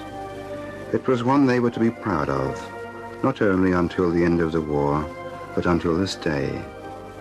Dam busting was the squadron's first operation and the foundation of a tradition. But the action wasn't over with the good news signaled through to the operations room. The planes had yet to return across Germany, across enemy-held France, Holland, and Belgium. At Sanctum, there were many who had waited throughout the night, tense and anxious for a sight of the aircraft. They clustered about the planes as they started to come in. Not so many as had gone out. Coming back, boys. You know, Guy, we're getting the biggest welcome back I've ever seen. The whole bloody station's been waiting up for 24 hours. Bomber Harris is here, and Cochrane, and... Oh, hello, here's Mutt Summers. Hello, Guy. Mickey, nice party. Wizard party, man. It went like a bomb. But not half so well as our next party's going to be. No, sirree. Just as soon as we're debriefed, I'm going to start the biggest party of all time. Just about the whole of the station's waiting to join you, Mickey. Excuse me a minute. Congratulations, Gibson. Congratulations. A really wonderful show. Yes, that goes for all of us, Gibson. Thanks, sir. Yes, it was a good show. Oh, hello, Mr. Wallace. I'd like to say a lot, Gibson, but I suppose it'll keep. Yes, it'll keep.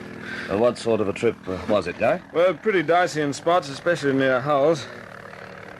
We couldn't keep enough of the flak quiet. I'm afraid some of the boys got the hammer. I don't know quite how many yet.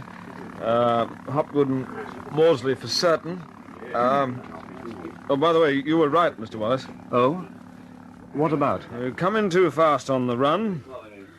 The bomb hits the parapet and blows up in your face. That's what happened to those two. Oh.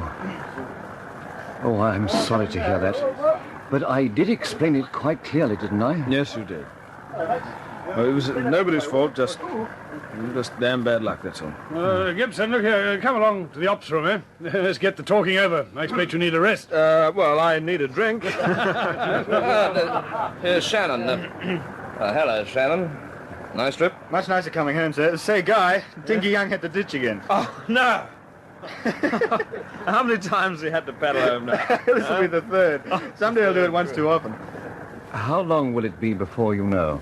About the others, I mean. Oh, could be hours yet, sir. Never know where they're likely to land on the home run. Well, you see, anything can happen. Engine damage, or it could be a fuel shortage. Well, anything. Yes.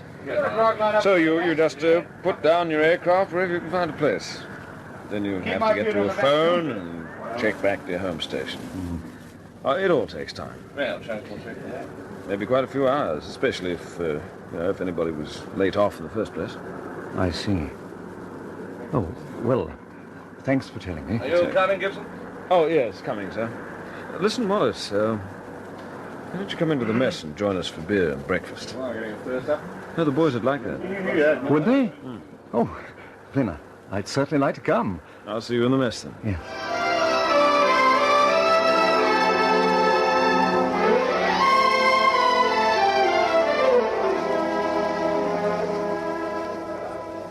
Oh, so Hermie, my old girl, Hermie, never mind. Standing there with her feet up there, every little wriggle makes the boys. You fool! Now, so I shall hear you. That's the clean version. Oh, so Hermie. Hey, Mutt. Did you see what the blighters did to Popsy? Punched a whacking great hole in a wing. Yes, I saw it. I say, Mickey, just keep an eye on Wallace for me, will you? What? Oh, sure. What's the matter? Oh, the old boy's very cut up about the losses. Huh? What? So are we all.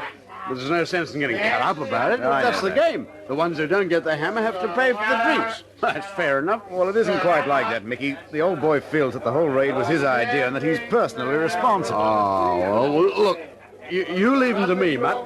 Leave him to me. So, Hermie, why not? I brought you a beer, Mr. Wallace. Oh, that's kind of you, my dear chap, but I don't drink. Oh, in that case, you can just hold it till I'm ready. Oh, of course. Tell me, is there any more news of the others? No, not yet. Give them time. Give them time. And give yourself time, too. What do you mean by that? In wine is wisdom, Mr. Wallace. In vino ruddy veritas. And I'm not as drunk as I look, but before the day is out, I'm going to be so drunk you'll have to look twice to believe it. So I tell you again, give yourself time. If you can't get drunk like me, well, take a sleeping pill. Then when you wake up, things look different. You can face them then. Are the boys always like this after a raid? Always. Well, how else could they be? Yes, indeed. How else? Now then. If you take my empty glass and put it on the table, and then hand me the full one, and then buy me another one to put in reserve... I'd like to buy you a drink, Martin. I'd like to buy you all a drink. Not so loud. Someone might hear you. But I've got no objection to you buying me as many drinks as you like. You're an impossible fellow, Martin. Well, we're all impossible fellows. When you see us, you don't believe we're true. And when you don't see us, you say the newspapers exaggerate, if you get what I mean. Shannon, can I have a drink with Wallace and me? At least with me. Well, Wallace doesn't touch the stuff. Wise man. Oh, say, sir, did you hear about McCarthy's wizard do? No, what? He went in alone and cracked the sorper with one hit. One hit, you yes, say? Sir, yeah. Just a single bomb? That's right. Bang on the whole works went up. What happened to the rest of the boys? Munro and Rice turned back. Hey, Mud, you ought to ask Rice about it. He's livid. And the others, There were two others, weren't there? Yes, sir. Barlow and Byers. They didn't show up in the target area. It sounds as if they got the chop. Look, why didn't you do the boys a good turn, Davy? Eh? What sort of a good turn? Well, get Faye to round up some of the girls and bring them down to the mess. This party's getting very bad. That is a wizard idea. Don't let anybody go. I'll be right back. Oh, there you are, Wallace. What? Hey. Don't tell me you're drinking. No. No, this belongs to Martin. Oh. I'm just holding it for him. Well, trust Mickey. And by the way, Charles Whitworth wants us to go over to his place at lunchtime. Says he has a cellar full of grog, and we can carry on the party there. Now, anybody who wants to sleep can doss down in comfort. That includes you, by the way, Wallace. Whitworth will be very hurt if you don't come. Oh. Well, in that case... Well, I'll see you chaps later.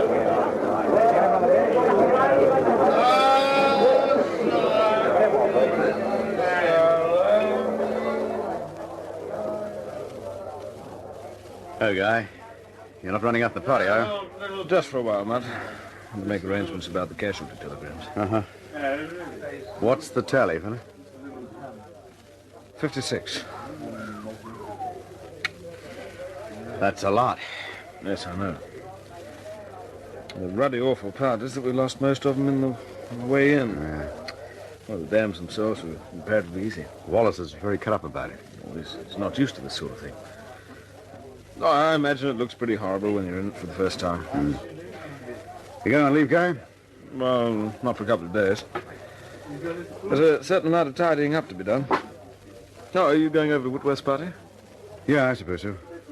I want to keep an eye on the old man. Okay, Matt. I'll see you there.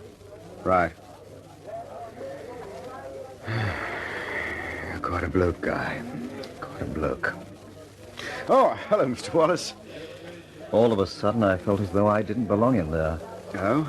I decided to come out for a breath of air. Oh, you mustn't take this too hard, you know. After all, even if there were no dam busters raid, there'd still be other operations. If only I'd known, Mutt, I'd never have started all this. Now, look, I'm going to talk to you like a Dutch uncle. Those boys inside there do this sort of thing every few days. Every few days they go out as they went out tonight. And each time there are those who don't come back. You'll be dead and buried now, and you couldn't stop that. For your own sake, Wallace, and for your wife's sake, and for the sake of the work, pull yourself together. Take a leaf out of the boy's book. Get drunk. Or if you can't get drunk, and I know you can't, take a knockout drop and go to sleep for 24 hours. Then I'll fly you home to Weybridge. I'd like to go home now, I think. No. If you go now, you'll have the jitters for a long time after. Do as I say, and I'll fly you home later in the day. All right, Mutt. Just as you say.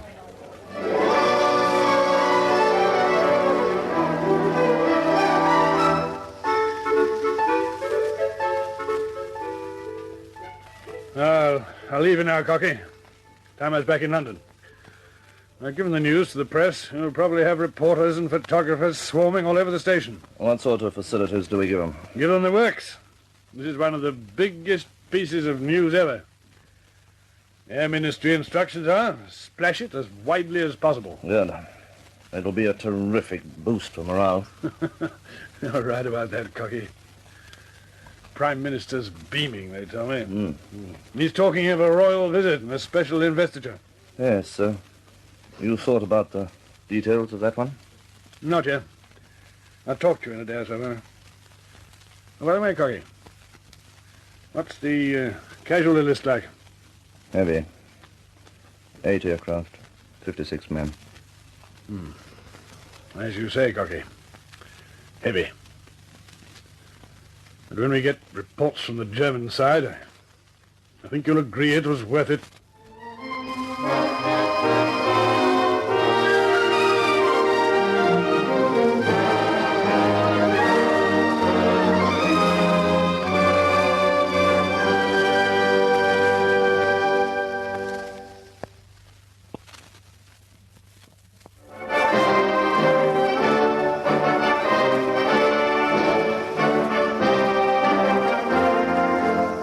After a period of hard flying and hard fighting, the airmen are inclined to play hard.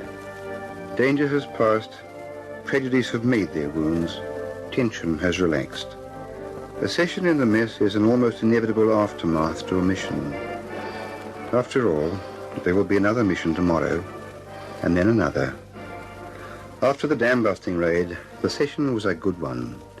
It flared up again in the evening when most of the squadron went to a party in a nearby town. In the bus, coming home, Dave Shannon, naturally enough, was sitting close to Anne.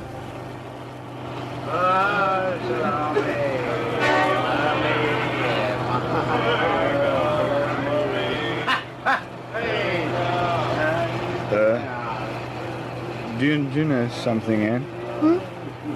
What, David? Half an hour ago, I was as high as a kite. Now I'm as sober as a judge. You don't look it. I am, though. Anne? I always sober up when I get scared. What are you scared about? You? What on earth for? Bend over here and I'll tell you. Oh. Yes, David? I want you to marry me, Anne. Oh, David. Not with that moustache. What's wrong with my moustache? Well, David, Well, I suppose it is a bit like that. All right, Anne. If you'll marry me, I'll whip it off.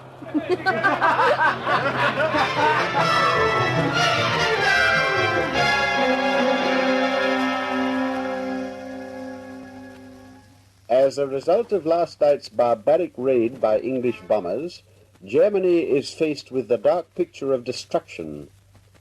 It is impossible as yet to measure the full extent of the damage, but first official estimates indicate that the effect of this destruction will be the loss of more than 100,000 working units for a period of several months.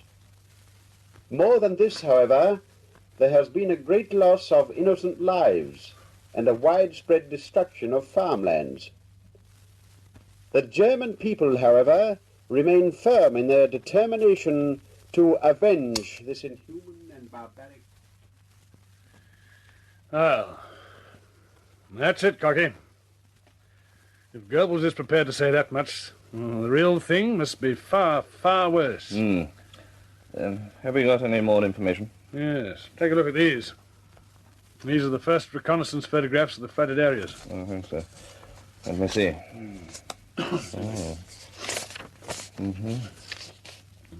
Oh. Lord, what a mess. As you see, the Möhne and the Eder are quite empty. And all the valleys in the western Ruhr are underwater.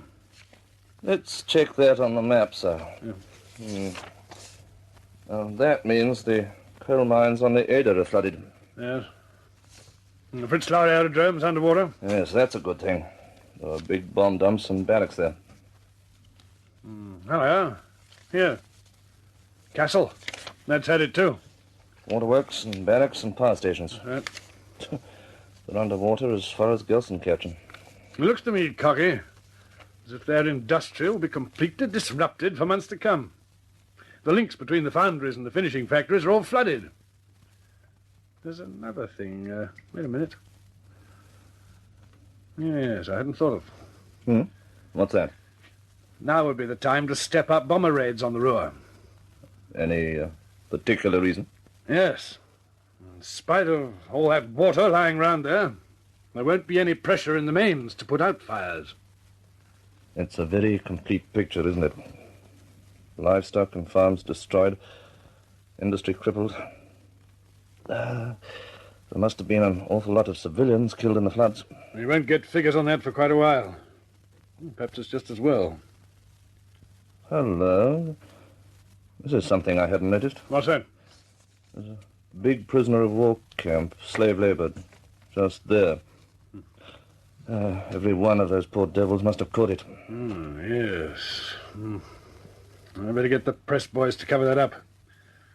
It's just the sort of thing Goebbels will use to stir up bad feeling among the Allies. The boys have a good party. Very good. There are some sore heads among them now. They gone on leave? Yes. Well, all except Gibson. He stayed behind to write letters of condolence to the next of kin. Was that necessary? No, sir, not necessary. But that's Gibson. Oh, this is a list of recommendations. You might glance through it, Cocky. Thanks, sir. 33 in all. A mixed bag. DSOs, DFCs, conspicuous gallantry medals, and DFMs. Martin, DSO. Bar, DFC to Lego. What about Gibson? I've cited him separately. Victoria Cross.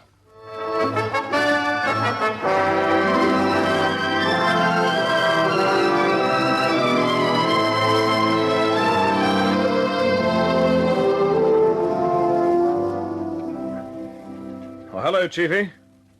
It's Gibson here. Yes. Well, listen, Chiefy, there's a big do-on tomorrow. There's a royal visit. Well, the Jennies parade on the tarmac in front of aircraft. Well, smarten them up. I'll say you'll have to smarten them up. Yes, of course, Chiefy, that's your job. Yes. What? Well, get them new outfits if they need them. Oh, and another thing. Make sure they're sober. What's that? Oh, well, the gongs. Yes, oh, quite a collection. Yes. All right, yes. Well, thanks, Chiefy, that's all.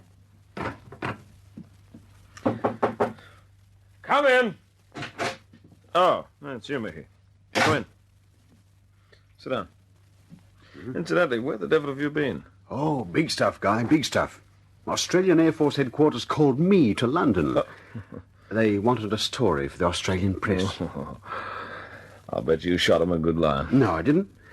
But I picked up one. Oh, lovely girl. Yeah? Dark hair, flashing eyes. She had everything.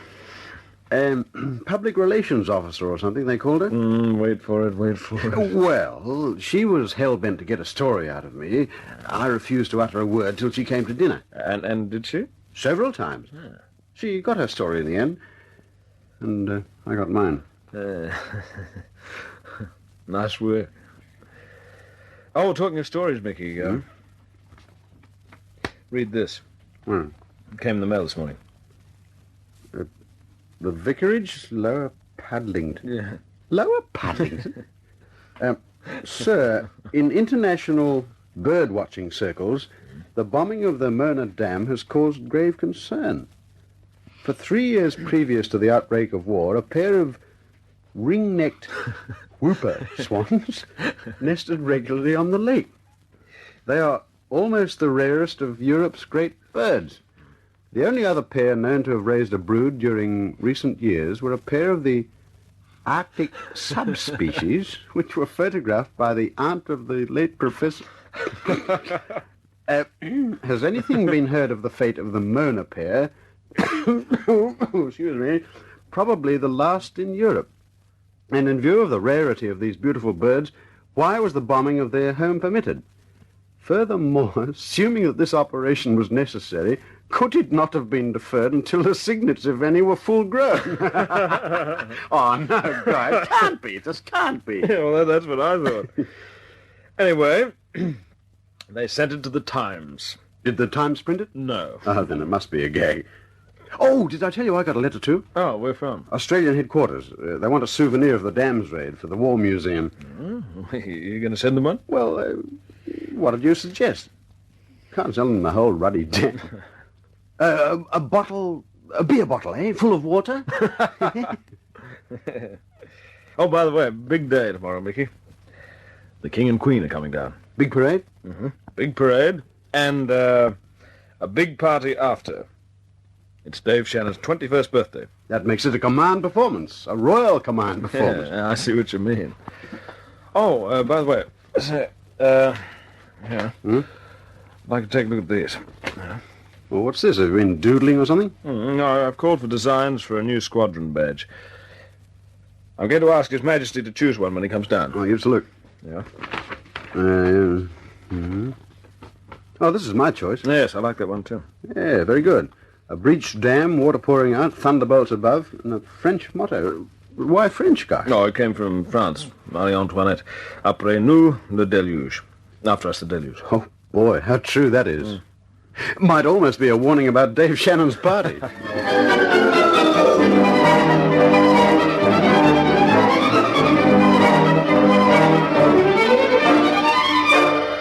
Oh, he's a jolly good fellow, for he's a jolly good fellow, for he's a jolly good fellow. And so say all of us, and so say all of us, and so say all of us, for he's a jolly good fellow, for he's a jolly good fellow, for he's a jolly good fellow. And so say all of us. Hip hip, hooray! Hip hip, hooray! Hip hip, hooray! Speech! Come on! Speech! Where's Shannon? We want Shannon! Come on, Davy! It's the only chance you'll get to shoot a line without having to pay for it. We want Shannon! We want Shannon! We want Shannon! Shut up, you hound! What the devil's going on here? Who's the big brass guy? Blow to find out. It's Shannon. He must have pitched Whitworth's uniform. Would someone please explain to me the meaning of this disgusting thing? David, take those ridiculous things off. Yeah, oh, we'll take them off for you. Madam, you may be engaged to me, but I'll have you know that I am now 21 years of age, and no woman can give me orders anymore. Is there anybody here by the name of Gibson? Right here, yes. Low type wing commander. There is Gibson. Sir. As from this moment, you are reduced in rank and deprived of all rights and privileges attaching thereto. Go home, Davy, before you're drunk. I would have you know, sir, that if I am drunk, it is by royal command.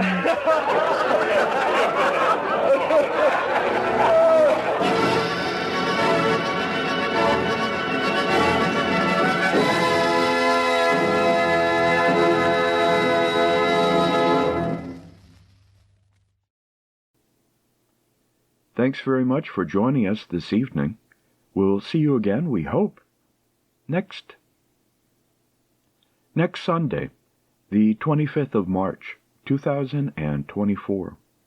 Until then, sleep tight.